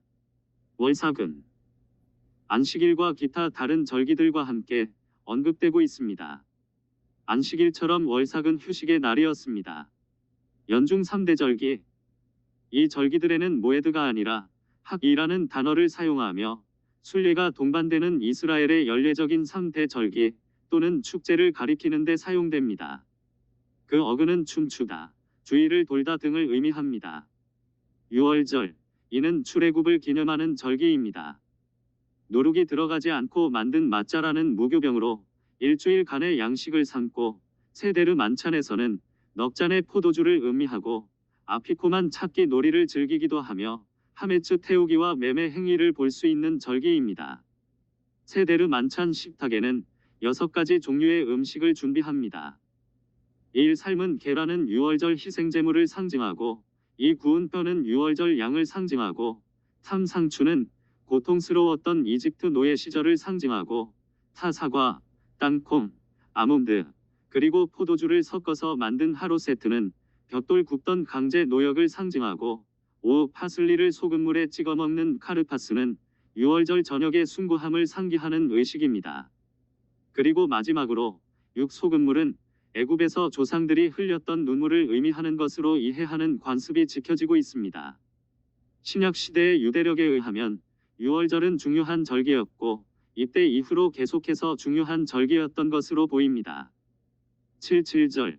출애굽기 23장 16절에 따르면 이스라엘의 두 번째 연중 대절기는 추수절기로서 구체적으로 미래 수확과 관련이 있습니다. 출애굽기 34장 22절에서는 이 절기를 77절이라고 명하고 있습니다. 신명기 16장 9-10절에 의하면 77절은 첫 곡식을 벤 7주 후에 지키는 절기, 즉 무교병 절기 7주 후에 지키는 절기였습니다. 민수기 25장 26절에는 77절이 초실절이라고 설명되는데 이것은 첫 열매를 위한 절기였으며 즐거운 축제의 절기였기 때문입니다. 유월절과 마찬가지로 후기의 77절 역시 구속사와 연결되었습니다. 출애굽기 19장 1절에 의하면 출애굽한 지 3개월이 지난 후 시내산에 도착한 이스라엘 백성들은 77절을 시내산의 계약을 기념하는 절기로 만들게 되었습니다. 초막절. 이 절기는 이스라엘의 세 번째 연중 대절기였습니다. 숫코트라는 명칭은 후기의 종교적인 달력들과 이것들에 근거한 본문들에 나옵니다. 하지만 가장 오래된 두 개의 달력에 초막절과 같은 의미인 아쉽이 나옵니다.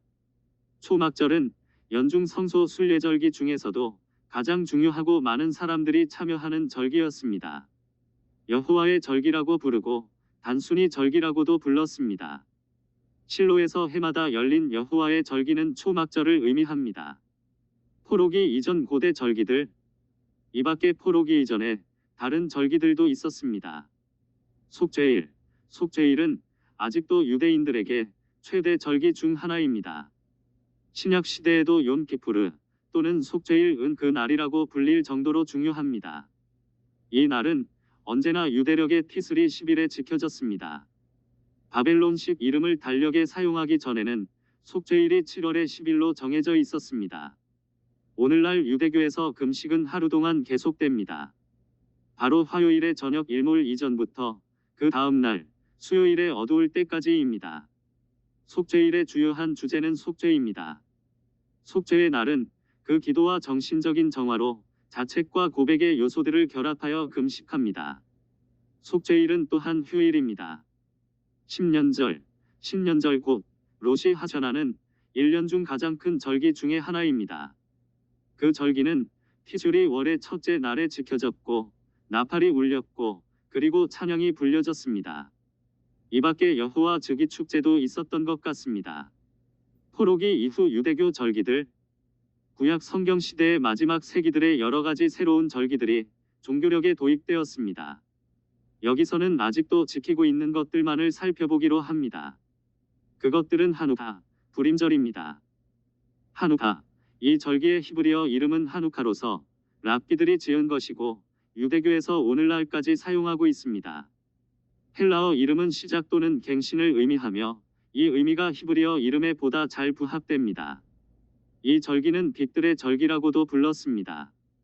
하누카는 성전을 정결하게 하였던 것을 기념하는 절기라는 의미에서 요한복음 10장 22절에는 수전절 개역개정, 성전봉헌절 세번역이라고 기록되어 있습니다.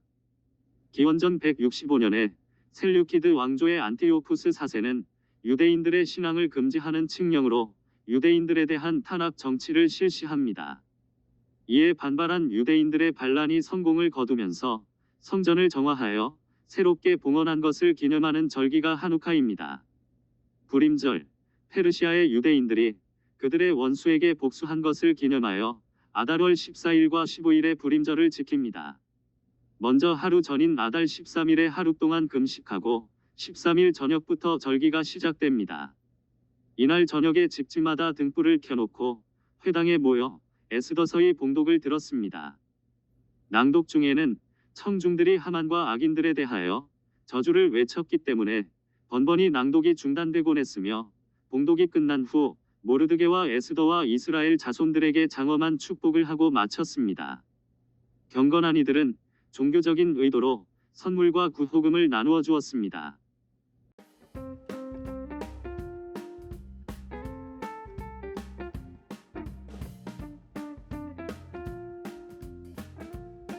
(10일) 그리스도인은 기도와 찬양으로 경배 드린다. 이와 같이 그리스도도 많은 사람의 죄를 담당하시려고 단번에 들이신 바 되셨고 구원에 이르게 하기 위하여 죄와 상관없이 자기를 바라는 자들에게도 번째 나타나시리라. 히브리서 9장 28절. 예루살렘 성전 제사장의 모든 다양한 행위는 조용히 이루어졌습니다. 제사장의 제의에서는 연설이나 찬양 시들이 없었을 뿐만 아니라 기도도 없었습니다. 제사장은 성전 밖에서 말하였을 뿐 제 자체에서는 말이 없었습니다. 반면에 이집트나 메소포타미아에서는 말과 주술이 제의의 중요한 요소였습니다. 이처럼 옛언약에서 제의는 침묵의 영역이었습니다.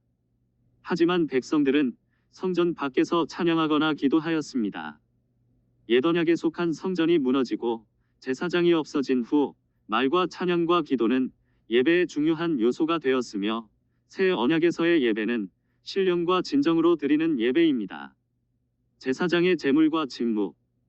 예루살렘 성전 제2의 고요는 거룩함에 대한 경외를 증가시키는 역할을 했습니다. 그러나 조용한 성전에서의 제사장 제의는 일반 제의의 풍부한 감성을 포함할 수는 없었습니다. 고요한 지성소 주변에는 격동하며 열정적인 대중 예배의 기쁨이 요동쳤습니다. 기도는 오직 대중에게서만 발견할 수 있었는데 보통 그 자신을 위한 개인적인 기도입니다. 때때로 제사장이 아니지만 의인이나 예언자와 같은 중재자가 나타나기도 합니다. 이런 맥락에서 성서의 전통은 시편의 저자를 제사장에게도 예언자에게도 돌리지 않습니다. 다윗 왕과 레위 족의 지도자들이 노래하는 자들이며 시인으로 전통적 시편 저자들로 불리웁니다. 시편의 노래들은 대중시의 창작물이며 특별히 레위인으로서 전문적인 시인들의 작품입니다. 성전에서의 시편 사용에 대한 설명은 본래의 것이 아니며 첨가된 것입니다. 레위인과 백성들의 찬양과 기도. 성경 자체는 이스라엘의 유일신 신앙을 표현하는 많은 기도와 찬양을 포함합니다. 침묵은 오직 성전의 제사장 영역 내에서만 행해졌습니다. 그러나 백성의 경우에는 기도 소리와 찬양을 들을 수 있습니다. 근본적으로 이러한 상황은 솔로몬 성전의 파괴와 제2성전 건축 이후까지 바뀌지 않았습니다. 솔로몬 성전 시대 이후를 지나면서 몇백 년 동안 성전에서의 침묵은 잘 이행되었습니다. 그러므로 천사와 제사장을 비교할 때에는 거룩함으로 여겨지는 침묵을 제사장의 의무로서 노래하는 천사와 구별하는 기준으로 삼았습니다. 사회 공동체는 그들 자신을 천사와 함께 하나님을 찬양하는 일에 동참하는 것으로 보았다고 가정할 수 있습니다. 노래를 안식일 번제물 대용으로 불렀습니다. 그것은 조용히 불리웠습니다. 성전 붕괴에 뒤이어 유대인들은 성전에서의 제사를 대체할 수 있는 것을 제도화할 필요가 있었습니다. 종교적 의무로서 고정된 기도의 개념이 모든 유대 개인들에게 주도적인 역할을 하게 된 것이 이 시기였습니다. 기도는 매일의 희생 제의에 상응하도록 제도화되었습니다.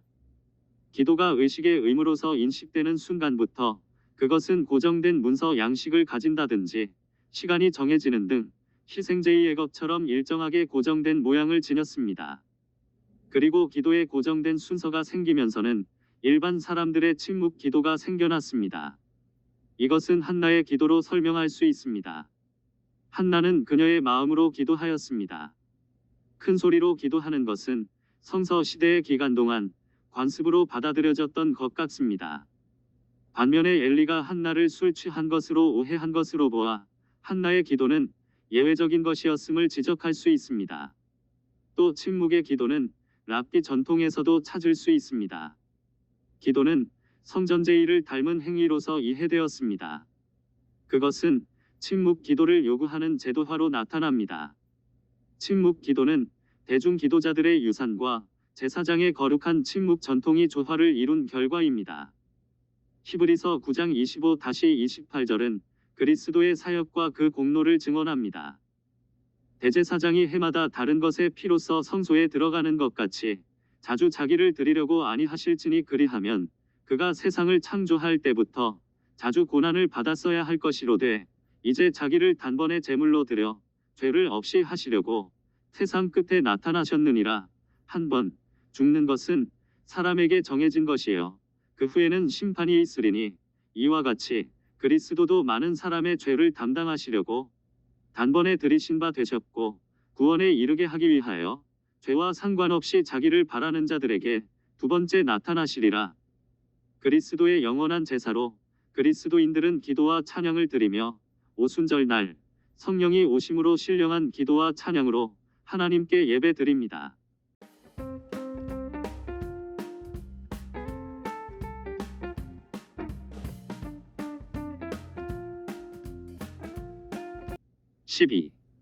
보혜사 성령이 그리스도를 증언하신다.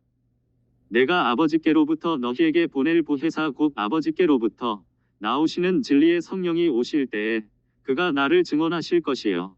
요한복음 15장 26절. 옛 언약 시대의 구약 성도들은 예수께서 오실 때까지 율법에 따라 하나님을 섬겼습니다. 율법은 단지 신앙적인 면만 규정한 것이 아니라 왕의 역할, 사회생활, 질병과 위생 등 모든 삶을 총망라하고 있었습니다. 따라서 이스라엘은 정치와 종교가 분리되지 않은 종교 공동체였습니다. 그들에게 율법은 신앙법이요 동시에 생활법이었습니다. 구약 성도들은 율법으로 숨쉬고 율법으로 모든 것을 해결했습니다. 새 언약의 성도들에게 예수께서는 성령을 기다리라고 명령하셨습니다. 성령이 오시면 우리를 진리 가운데로 인도하실 것입니다. 예수께서 십자가에 달려 죽으셨다는 것을 믿도록 성령은 우리를 변화시키고 거듭나게 하시지요. 성령은 예수의 재림까지 새 언약의 성도들을 인도하십니다. 율법의 역할. 율법은 하나님의 양심입니다. 인간의 양심에 비춰볼 때는 떳떳한 자도 율법에 비춰볼 때는 모두가 죄인입니다. 하나님께서 신의 산에서 천사를 의탁하여 모세를 통해 율법을 부여하셨습니다. 이는 인간이 죄를 지었기에 그리스도께서 오시기까지 주어진 법입니다. 사람은 누구나 양심이 있습니다. 그러나 그 양심은 옳고 그름에 대한 도덕적 판단만을 가려줄 뿐 구원과 관계된 회개에 이르게는 못합니다. 일반 양심은 가책은 가져오나 생명을 주지는 못합니다. 그리고 일반 양심은 시대와 장소에 따라 변합니다. 옛 언약 시대에는 죄의 고백을 받아주고 죄를 용서해줄 자가 없었습니다. 그러나 때가 참에 그리스도께서 오셨습니다. 성령의 사역. 이제 예수 안에 있는 자에게는 결코 정죄함이 없습니다. 이것은 우리 영혼이 하나님의 법 아래서 구원받게 되었다는 것을 말해줍니다. 예수 믿기 전에는 정죄받는 죄인이었는데 이제 예수 안에서 정죄 없는 죄인이 되었다는 말입니다. 옛 언약의 법으로 정죄를 받았는데 새 언약의 법으로 자유를 얻는다는 뜻입니다. 다시 말해 우리를 율법에서 해방시켰다는 뜻입니다. 하나님의 양심에서 벗어났다는 말이 아니고 하나님의 양심에서 정죄된 후 그 양심에서 멸망할 수밖에 없는 인간이 그리스도의 은혜로 구원받게 되었다는 것입니다. 양심의 자유를 얻었습니다. 육체는 도저히 율법대로 살지 못합니다. 그러나 율법이 연약하여 할 수 없는 그것을 하나님은 하십니다. 하나님의 아들이 오셔서 율법의 요구를 응해 주셨습니다. 옛 언약에서 이스라엘 사람들은 율법으로 죄인인 것을 고백했으나 우리는 생명의 성령의 법으로 죄인임을 고백합니다. 성령 없이 하나님의 뜻대로 살려고 하는 것은 불가능합니다. 성령 없이 거룩해지려고 하는 것도 불가능합니다. 선지자들이 증언한 그리스도. 구약은 율법과 선지자로 되어 있습니다. 과거의 이스라엘 백성들은 율법과 선지자를 의지했습니다. 그리고 이제 마침내 예수께서 오셔서 율법과 모든 예언의 중심에 서셨습니다. 그러므로 예수 그리스도는 모세가 전한 율법의 마침이요 모든 선지자들의 예언의 마침이 되십니다. 이제 모세와 엘리야도 사라져야 합니다. 선지자나 율법은 하나의 그림자입니다. 율법은 모형이에요. 선지자는 안내자일 뿐입니다. 침례 요한은 이스라엘의 마지막 선지자로서 이스라엘 백성들에게 지금까지 오리라 하던 메시아가 바로 이분이시다고 증언하였습니다. 그러므로 율법과 선지자는 침례 요한까지입니다. 보혜사 성령. 요한복음 14장 16절에서 예수께서는 성령을 보혜사로 부르셨습니다.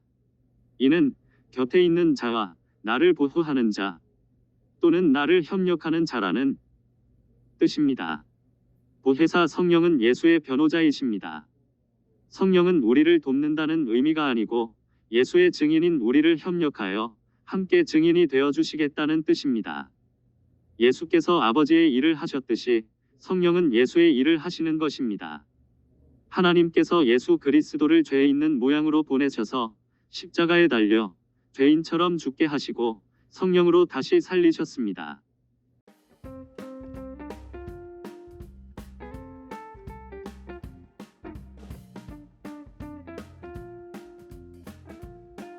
(13) 신약 교회는 예수 이름으로 침례를 준다.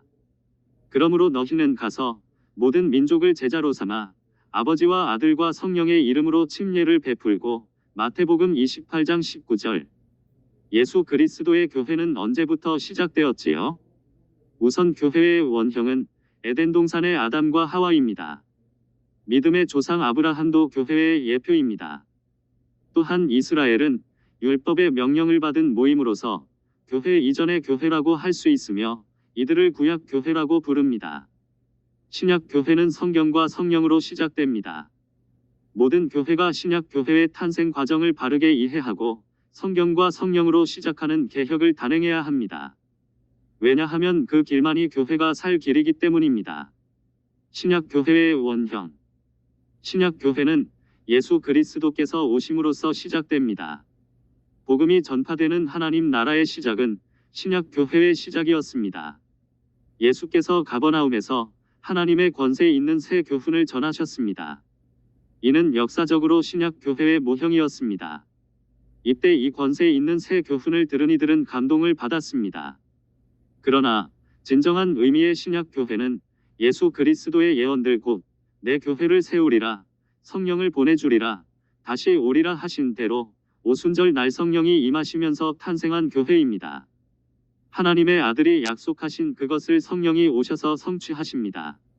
이는 예수께서 무엇을 하시든지 성령과 능력으로 하신 것과 같은 맥락에서 이해해야 합니다. 오순절 날 성도들은 성령을 받았으며 방언을 말하였습니다. 그리고 이 성도들은 침례를 받고 예수의 제자의 삶을 살았습니다. 결국 하나님 아버지께서 계획하시고 하나님의 아들이 약속으로 계시하시며 성령이 성취하신 하나님의 거룩한 사역으로 신약 교회는 시작되었습니다. 신약 교회의 침례요. 신약 교회는 침례를 줍니다. 그러면 이 침례의 의의가 무엇입니까? 침례는 부활하신 하나님의 아들 예수 그리스도의 명령입니다. 그는 공생의 기간 동안 누구에게도 침례를 명령하지 않으셨으나 부활하신 후 모든 족속으로 제자 삼고 아버지와 아들과 성령의 이름인 예수 이름으로 침례를 줄 것을 강력하게 명령하셨습니다. 예수께서 사도들에게 성부 성자 성령의 이름으로 침례를 주라 하셨고 사도들은 그 명령에 순종하여 예수 이름으로 침례를 시행하였던 것입니다. 그러므로 침례는 주님의 명령에 순종하여 예수 이름으로 받습니다. 곧 순종이 증명되고 확증되는 표로서 침례를 받는다는 말입니다. 예수를 가르쳐 복음을 전하자 그 복음에 순종하고 믿음을 가졌다는 증거로 즉시 침례를 받았음을 사도행전에서 확인할 수 있습니다. 침례는 구원을 주는 것은 아닙니다. 다만 순종의 증거요, 믿음의 표로서 주어졌습니다.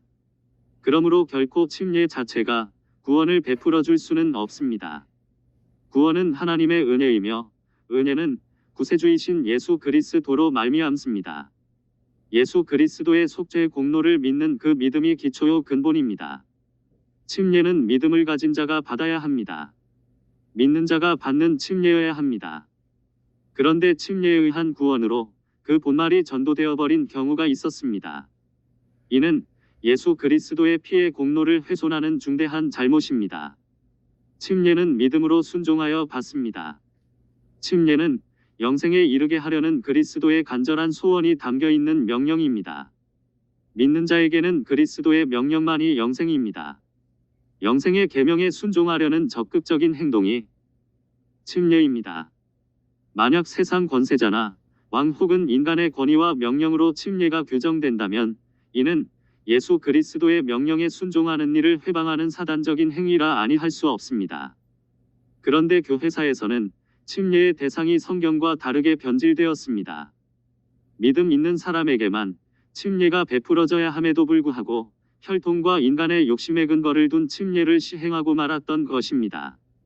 이런 잘못은 서기 2세기경부터 공공연하게 자행되었습니다.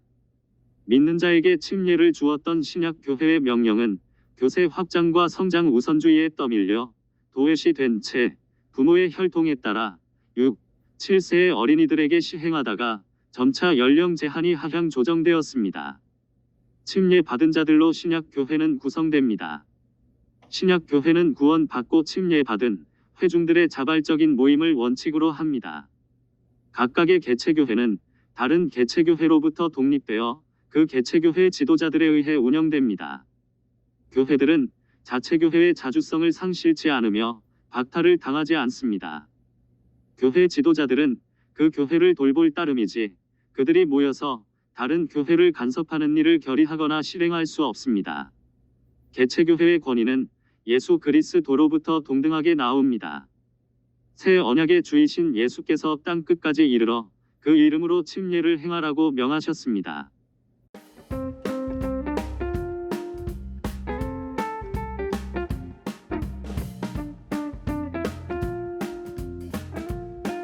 (14) 신약 교회에는 표적이 따른다. 또 산에 오르사 자기가 원하는 자들을 부르시니 나아온지라. 이에 열부를 세우셨으니 이는 자기와 함께 있게 하시고 또 보내사 전도도 하며 귀신을 내쫓는 권능도 가지게 하려 하심이러라. 마기복음 3장 13-15절. 예수께서 부활하신 후에 믿는 자들에게는 이런 표적이 따르리니 곧 그들이 내 이름으로 귀신을 쫓아내며 마가복음 16장 17절이라 하셨습니다. 모든 믿는 자는 귀신을 쫓아내며 새 방언을 말하며 병든 자에게 손을 얹은즉 나으리라는 것입니다. 이러한 표적들은 새 언약의 공동체인 신약교회의 표징입니다. 그래서 축사, 방언, 신유는 이 땅에서 신약교회의 표징입니다. 축사는 귀신 들린 사람으로부터 귀신을 쫓아내는 일이지요. 예수께서는 제자들에게 이 능력을 행할 권세를 주셨습니다. 12제자를 부르사 더러운 귀신을 쫓아내며 모든 병과 모든 약한 것을 고치는 권능을 주셨습니다. 예수께서는 복음을 위하여 제자들에게 이런 권능을 주셨고 이것을 믿는 자에게 주셨습니다. 마태복음 16장 18절에 이 반석 위에 내 교회를 세우리니 하고 말했는데 교회는 예수의 몸이 됩니다. 인자를 음부의 권세가 이길 수 없음 같이 믿는 자들의 신앙 공동체로서의 교회는 예수 자신의 실상이기에 음부의 권세가 이기지 못합니다. 교회는 예수 그리스도의 실상으로서 예수께서 가신 후에도 음부에 남아 있습니다. 이때 마귀 권세가 많은 핍박을 가하고 많은 고통을 줄지라도 교회는 계속 성장하고 계속 전도의 일을 지속합니다. 예수께서 교회에 주신 의무는 제자들에게 주신 임무와 같이 주와 함께 있게 하시며 전도 일을 하게 하시며 귀신을 쫓는 것입니다. 또 산에 오르사 자기가 원하는 자들을 부르시니 나아온지라. 이에 열부를 세우셨으니 이는 자기와 함께 있게 하시고 또 보내사 전도도 하며 귀신을 내쫓는 권능도 가지게 하려 하심이러라. 마가복음 3장 13-15절. 그런데 오늘날 많은 교회들은 세상과 타협하고 세상의 문화와 밀착되어 있습니다. 그러나 이 세상은 음부의 권세가 영향을 미치는 것을 알아 교회는 예수의 능력과 함께 있어야 합니다. 방언. 새 방언을 말하리라고 예수께서 말씀하셨습니다. 오순절 날에 성령을 받은 사람들은 방언을 말하기 시작했습니다. 이후 모든 사도들 곧 베드로, 요한, 야고보뿐만 아니라 바울도 방언을 말했습니다. 그리고 바울은 고린도 교회의 모든 사람보다 더 많이 방언을 말했다고 합니다. 어떤 이들은 방언을 무시하지만 믿는 자에게 따르는 표적인 이 방언은 영적 생활과 사역에 대단히 유익합니다. 신유. 고린도후서 8장 9절에 말씀하듯이 예수께서 친히 가난하게 되심으로 우리를 부유하게 하셨고 그가 채찍 맞음으로 우리의 병을 낫게 하셨고 그가 십자가에서 피 흘려 죽으심으로 우리를 죄에서 구원하셨습니다. 친히 나무에 달려 그 몸으로 우리 죄를 담당하셨으니 이는 우리로 죄에 대하여 죽고 의에 대하여 살게 하려 하심이라. 그가 채찍에 맞음으로 너희는 나음을 얻었나니. 베드로전서 2장 24절. 하나님의 뜻대로 육체로 오신 분을 통하여 우리 속에 일어난 변화는 죄가 옮겨진 것과 병이 떠난 것입니다. 하나님께서 죄와 병을 동일하게 취급하셨습니다. 그래서 그가 내 모든 죄악을 사하시며 내 모든 병을 고치시며 시편 103편 3절라고 말씀하셨습니다. 성경은 예수께서 우리 연약한 것을 친히 담당하시고 병을 짊어지셨도다고 말씀합니다. 다시 말해 예수 그리스도의 고난의 흔적은 내가 죄사함 받았다는 사실과 내 속에서 병이 실제적으로 떠났다는 것입니다. 예수께서는 이 때문에 매를 맞으셨고 이 때문에 죽으셨습니다. 오늘날에도 신유는 예수의 현재성을 증언합니다. 예수 그리스도는 2000년 전에 이 땅에서 역사하시더니 하늘로 올라가셨습니다. 올라가셨으나 지금도 함께 역사하십니다. 이것은 예수의 현재성을 증언합니다. 그래서 믿는 자에게 따르는 이적은 눈에 보이지 아니하는 속죄와 구원에 대해 증명해 줄 수 있는 하나의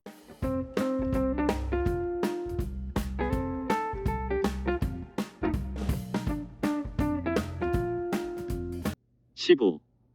새 언약은 옛 언약을 대신한다.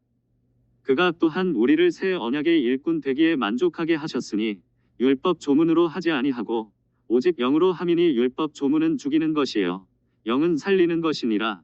고린도후서 3장 6절. 성경에 보면 하나님께서 인간과 두 가지 중요한 계약을 맺으셨습니다. 히브리서 8장 7절에 저 첫 언약이 무흠하였더라면 둘째 것을 요구할 일이 없었으려니와라고 말합니다. 두 언약 모두 인간이 하나님의 법을 지킨다는 조건을 통해 하나님께서 인간에게 복을 약속하셨습니다. 그런데 이제는 새 언약이 옛 언약을 대체하지요. 이 첫 언약은 처음에 아브라함과 맺어졌으나 모세의 율법에서 다시 맺어졌습니다. 하나님은 아브라함에게 큰 민족을 이루게 하시며 이름을 창대하게 하시며 그에게 땅을 주시며 땅의 모든 족속이 그의 후손으로 인하여 복을 얻을 것이라고 약속하셨습니다. 이 언약의 표로서 하나님은 아브라함과 그의 자손들에게 할례 받을 것을 요구하셨습니다. 아브라함에게 하신 약속은 그 후 모세의 율법에서 재확인되었는데 이스라엘 백성들이 순종해야 하는 규칙들을 덧붙였습니다. 그것은 십계명과 여러 법들에 포함되어 있습니다. 이 모세의 율법은 오직 유대인에게만 준 것입니다. 그리고 그리스도께서 십자가에 달리시기 전까지만 존속하였습니다. 이것은 영적으로 맺어진 법이라기보다는 문자적으로 맺어진 법입니다. 유대인들은 규칙적으로 하나님께 동물의 피를 들여 그것으로 그 언약을 지켰습니다. 두 언약의 비교. 옛 언약은 아브라함에게 몇 가지를 약속하였습니다. 아브라함에게 큰 민족을 이루어 주시겠다는 것과 그의 이름을 창대하게 하시겠다는 것과 땅을 주시겠다는 것, 죄의 본성을 드러냈다는 것, 즉 범죄를 더욱 가했다는 것, 사람들로 하여금 해마다 죄를 생각나게 하는 것 등입니다. 그러나 이 율법은 한계가 있습니다. 그리스도께서 오셔서 십자가에 돌아가심으로 새 언약을 맺을 동안까지만 한시적으로 효력을 가지며 그리스도에게로 인도하는 몽학 선생일 뿐입니다. 결코 죄를 용서할 능력은 없습니다. 새 언약은 말할 것도 없이 옛 언약보다 훨씬 중요합니다. 예레미야 선지자는 이미 오래전에 하나님께서 그의 백성과 새 언약을 맺으실 것이라고 예언하였습니다. 이 예언은 그리스도께서 십자가 위에서 피를 흘리심으로 이루어졌습니다. 새 언약은 하나님께서 아브라함에게 그의 자손으로 말미암아 천하 만민이 복을 얻겠다고 하신 약속을 성취하신 것입니다. 예수께서 아브라함이 자손으로 오셔서 이 세상 모든 족속들을 죄에서 구원하여 주시는 복을 주셨습니다. 옛 언약은 이스라엘 백성과만 맺어진 것인데 비해 새 언약은 그리스도의 복음을 듣고 순종하는 모든 사람들과 맺은 것입니다. 갈라디아서 3장 26-29절은 너희가 다 믿음으로 말미암아 그리스도 예수 안에서 하나님의 아들이 되었으니 누구든지 그리스도와 합하기 위하여 침례를 받은 자는 그리스도로 옷 입었느니라. 너희는 유대인이나 헬라인이나 종이나 자유인이나 남자나 여자나 다 그리스도 예수 안에서 하나이니라. 너희가 그리스도의 것이면 곧 아브라함이 자손이여 약속대로 유업을 이을 자니라고 말합니다. 옛 언약은 동물의 피로서 언약을 맺었지만 새 언약은 하나님의 아들 예수 그리스도의 피로서 맺어졌습니다. 새 언약은 옛 언약에서처럼 문자적인 언약이 아니라 영적인 법입니다. 이제는 우리가 얽매였던 것에 대하여 죽었으므로 율법에서 벗어났으니 이러므로 우리가 영의 새로운 것으로 섬길 것이에요. 율법 조문에 묵은 것으로 아니할지니라. 로마서 7장 6절. 옛 언약은 죄가 무엇인지 그 본성을 드러낼 뿐이지만 새 언약은 죄를 제거한다는 점에서도 차이가 납니다. 즉, 옛 언약에서는 죄가 무엇이라는 것을 가르쳐 주었지만 새 언약에서는 죄 사함 받는 길을 제시하였습니다. 이렇듯 새 언약은 옛 언약과 같이 잠정적인 언약이 아니라 영원한 언약입니다. 옛 언약에서는 죄의 본성을 드러내어 가르쳐 주었지만 영원히 용서받는 길은 제시할 수 없었습니다. 새 언약은 영원하다. 예수께서 내가 율법이나 선지자를 폐하러 온 줄로 생각하지 말라. 폐하러 온 것이 아니요 완전하게 하려 함이라. 마태복음 5장 17절라고 가르치셨습니다. 그의 죽으심을 통해 그리스도는 옛 언약을 성취시키셨습니다. 그리하여 율법의 목적이 완성되었으며 그 율법은 새 계약으로 대체되었습니다. 성경은 그 첫 것을 폐하심은 둘째 것을 세우려 하심이라 히브리서 10장 9절라고 말합니다. 그러므로 내 형제들아 너희도 그리스도의 몸으로 말미암아 율법에 대하여 죽임을 당하였으니 이는 다른이 곧 죽은 자 가운데서 살아나신 이에게 가서 우리가 하나님을 위하여 열매를 맺게 하려 함이라. 우리가 육신에 있을 때에는 율법으로 말미암는 죄의 정욕이 우리 지체 중에 역사하여 우리로 사망을 위하여 열매를 맺게 하였더니 이제는 우리가 얽매였던 것에 대하여 죽었으므로 율법에서 벗어났으니 이러므로 우리가 영의 새로운 것으로 섬길 것이에요. 율법 조문에 묵은 것으로 아니할지니라. 로마서 7장 4-6절. 우리를 거스르고 불리하게 하는 법조문으로 쓴 증서를 지우시고 제하여 버리사 십자가에 못 박으시고. 골로새서 2장 14절. 그는 우리의 화평이심지라 둘로 하나를 만드사 원수 된 것 곧 중간에 막힌 담을 자기 육체로 허시고 법조문으로 된 계명의 율법을 폐하셨으니 이는 이 둘로 자기 안에서 한 새 사람을 지어 화평하게 하시고.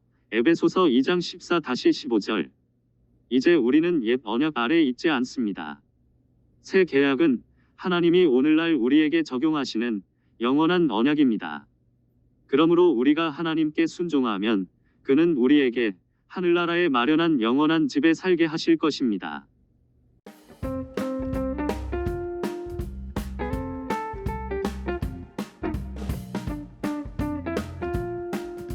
16. 신약교회의 원형과 최초의 신약교회. 또 그들에게 이르시되 내가 진실로 너희에게 이르노니 여기 서 있는 사람 중에는 죽기 전에 하나님의 나라가 권능으로 임하는 것을 볼 자들도 있느니라 하시니라. 마가복음 9장 1절. 주는 그리스도시요 살아계신 하나님의 아들이시니이다라고 믿음을 고백한 베드로에게 예수께서는 너는 베드로라. 내가 이 반석 위에 내 교회를 세우리니 내가 천국 열쇠를 내게 주리라고 하셨습니다. 이때에는 예수께서 아직 교회를 세우지 아니하셨음을 알 수 있지요. 그런데 성경은 예수께서 제자들에게 그리스도 예수의 몸 된 교회를 어떻게, 언제, 그리고 어디에서 세우실지 말씀하셨다고 기록합니다. 오직 성령이 너희에게 임하시면 너희가 권능을 받고. 사도행전 1장 8절. 볼지어다 내가 내 아버지께서 약속하신 것을 너희에게 보내리니 너희는 위로부터 능력으로 입혀질 때까지 이 성에 머물라 하시니라. 누가복음 24장 49절. 이와 같이 교회는 사도들이 살아있는 동안에 세워질 것이고 교회는 성령이 임하심으로 권능으로 세워지며 교회는 예루살렘 성에서 세워질 것임을 알 수 있습니다. 이처럼 예수 그리스도의 교회는 예수 그리스도의 예언들 곧 내 교회를 세우리라, 다시 오리라, 성령이 임하시리라 하신 대로 오순절 날 예수 이름으로 성령이 임하시면서 탄생한 교회입니다. 신약 교회의 원형. 성경은 예수 그리스도의 교회가 세워지기까지 준비기간이 있었음을 증언합니다. 그래서 모세를 통해 하나님의 부르심을 받은 이스라엘을 광야 교회라 부릅니다. 이스라엘은 율법을 받은 신앙 공동체로서 신약 교회 이전의 교회라고 할 수 있습니다. 교회가 세워지기 전에 하나님의 의도의 교회 설립이 들어있음을 사도 바울은 다음과 같이 증언합니다. 이는 이제 교회로 말미암아 하늘에 있는 통치자들과 권세들에게 하나님의 각종 지혜를 알게 하려 하심이니 곧 영원부터 우리 주 그리스도 예수 안에서 예정하신 뜻대로 하신 것이라. 에베소서 3장 10-11절. 영원부터 하나님의 의도로 예수 그리스도의 교회가 예정된 것입니다. 그래서 복음은 하나님의 아들 예수께서 이 땅에 오심으로써 시작됩니다. 예수 이름으로 하나님 나라를 전파함으로써 신약 교회가 미리 증언되었습니다. 갈릴리에서 전도하시던 예수께서 가버나움 회당에서 권세 있는 새 교훈을 선포하시자 귀신이 쫓겨나갔습니다. 이것은 예수 그리스도의 복음이 전파되고 예수 이름이 증언되는 곳에서는 귀신이 쫓겨감을 보여줍니다. 이런 의미에서 권세 있는 새 교훈 마가복음 1장 27절이 전파되자 귀신 들린 자로부터 귀신이 드러나고 예수 이름으로 최초로 귀신이 쫓겨나간 가버나움 회당은 신약 교회의 원형을 보여줍니다. 최초의 신약 교회. 예수께서 승천하시기 전에 제자들에게 하늘에 오르셔서 하나님 아버지께 구하여 성령이 오시게 하실 것을 약속하셨습니다. 이 약속대로 오순절날 성령이 임하셨습니다. 오순절 날 예루살렘의 성도들은 성령을 받았으며 방언을 말하였습니다. 그리고 성도들은 예수 제자의 삶을 살았습니다. 이렇게 하나님의 성령이 임하심으로써 성도들은 한 몸으로 그리스도의 산 몸 곧 예수 그리스도의 교회가 되었습니다. 이 교회가 진정한 새 언약의 공동체 곧 신약 교회입니다. 사도들은 예수께서 지시하신 대로 예루살렘에서 성령이 임하시기까지 기다리고 있었습니다. 그들은 그동안 가룟 유다를 대신하여 마띠아를 사도로 선출하였습니다. 이때 예루살렘에는 많은 유대인들이 각 처에서 유월절을 지키기 위해 모여 있었습니다. 사도들은 예수께서 승천하신 후 줄곧 요한의 다락방에서 기도하고 있었습니다. 그리고 예수께서 승천하신 지 열흘 후 드디어 오순절 날이 임하였습니다. 호련히 하늘로부터 급하고 강한 바람 같은 소리가 있어 그들이 앉은 온 집에 가득하며 마치 불의 혀처럼 갈라지는 것들이 그들에게 보여 각 사람 위에 하나씩 임하여 있더니 그들이 다 성령의 충만함을 받고 성령이 말하게 하심을 따라 다른 언어들로 말하기를 시작하니라. 사도행전 2장 2-4절. 예수의 약속대로 성령이 임하시고 예수 그리스도의 교회가 탄생하였습니다. 창세전부터 하나님의 의도 속에 주 예수 그리스도 안에서 예정되었고 선지자들도 이에 대해 예언하였는데 이제야 그리스도의 산 몸이 출현한 것입니다. 이 날 베드로는 성령 충만하여 요엘 선지자가 예언한 대로 하나님의 권능이 그들에게 임하였음을 증언하였습니다. 베드로는 사람들에게 그들이 십자가에 못 박아 죽인 예수께서는 하나님의 아들이셨으며 하나님께서 그를 죽은 자 가운데서 살리셨다는 것을 그들에게 선포했습니다. 베드로의 설교는 힘이 있었고 사람들의 마음을 찔렀습니다. 그래서 마음에 찔림을 받은 사람들이 우리가 어찌할꼬 사도행전 2장 37절 하며 하나님의 아들을 죽인 자가 어떻게 하면 용서를 받을 수 있을지를 알고자 했습니다. 베드로는 너희가 회개하여 각각 예수 그리스도의 이름으로 침례를 받고 죄사함을 받으라 그리하면 성령의 선물을 받으리니 이 약속은 너희와 너희 자녀와 모든 먼데 사람 곧 주 우리 하나님이 얼마든지 부르시는 자들에게 하신 것이라. 사도행전 2장 38-39절 하였습니다. 그날 3,000명 정도가 침례를 받았습니다. 제자들이 성령을 받고 방언을 말하자 이를 보고 들은 사람들에게 하나님의 능력으로 전도하였습니다. 그때 믿고 제자가 되는 자들이 폭발적으로 늘어났던 것입니다. 이처럼 최초의 신약 교회인 예루살렘 교회는 성령이 임하심으로 시작되었습니다.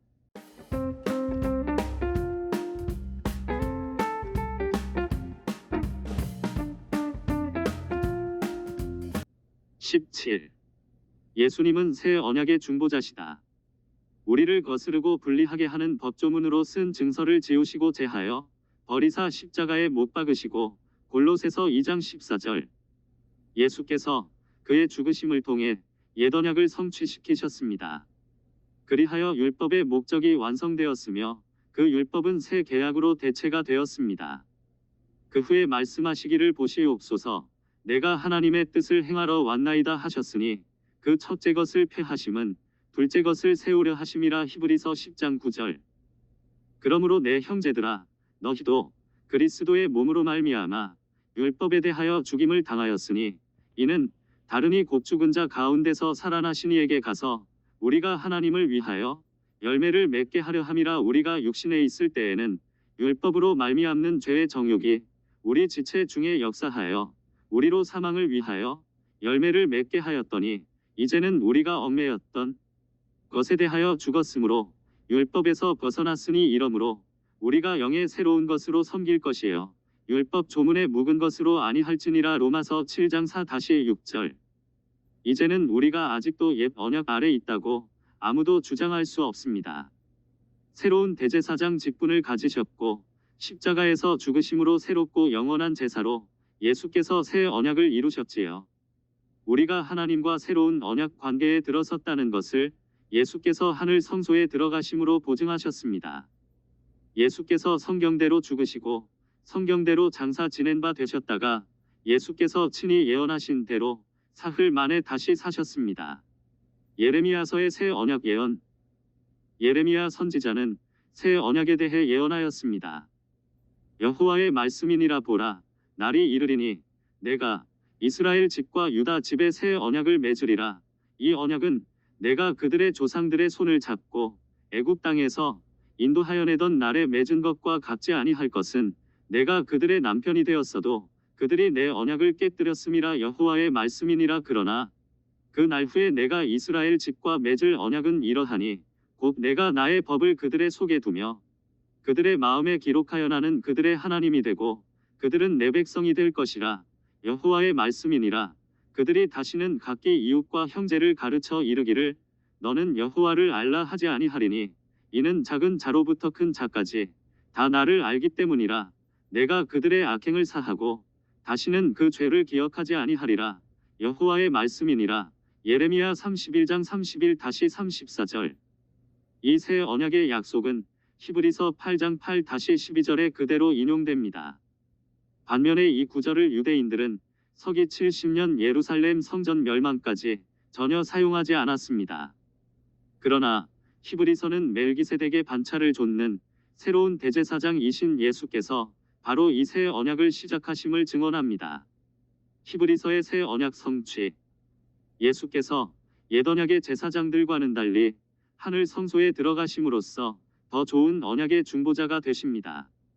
히브리서는 예레미야서를 인용하는 부분의 앞뒤에서 옛 언약이 불완전하고 예비적임을 밝힙니다. 그러나 이제 그는 더 아름다운 직분을 얻으셨으니 그는 더 좋은 약속으로 세우신 더 좋은 언약의 중보자시라. 저 첫 언약이 무흠하였더라면 둘째 것을 요구할 일이 없었으려니와 그들의 잘못을 지적하여 말씀하시되 주께서 이르시되 볼지어다 날이 이르리니 내가 이스라엘 집과 유다 집과 더불어 새 언약을 맺으리라. 또 주께서 이르시기를 이 언약은 내가 그들의 열조의 손을 잡고 애굽 땅에서 인도하여 내던 날에 그들과 맺은 언약과 같지 아니하도다.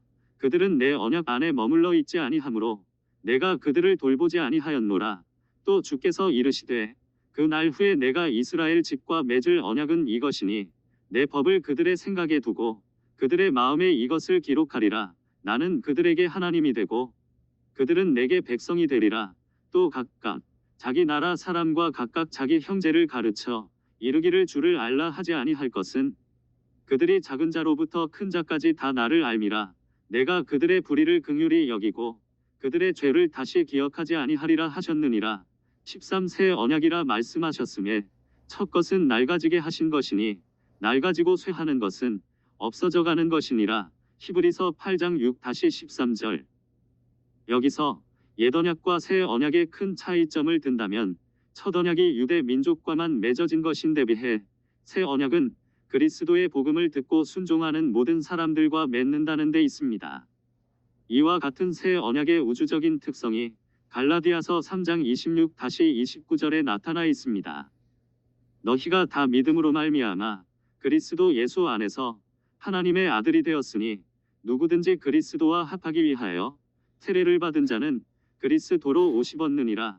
너희는 유대인이나 헬라인이나 종이나 자유인이나 남자나 여자나 다 그리스도 예수 안에서 하나이니라. 너희가 그리스도의 것이면 곧 아브라함의 자손이여 약속대로 유업을 이을 자니라. 새 언약의 약속은 어떠한 민족이나 빈부나 성별의 차별 없이 그리스도의 말씀에 순종하는 모든 사람에게 해당됩니다. 언약이 맺어진 방법에 있어서도 차이가 있습니다. 옛 언약은 동물의 피로써 언약을 맺었지만 새 언약은 하나님의 아들 예수 그리스도의 피로써 맺어졌습니다.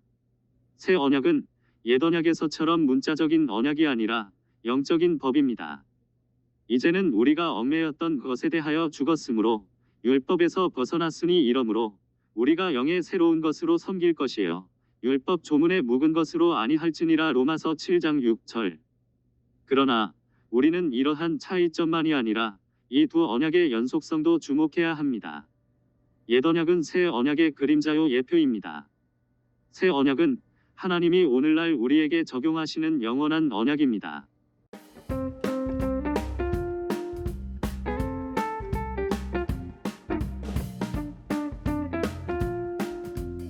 에필로그. 우리 하나님은 말씀으로 우리에게 임하십니다. 그리스도는 말씀이라 불리우십니다.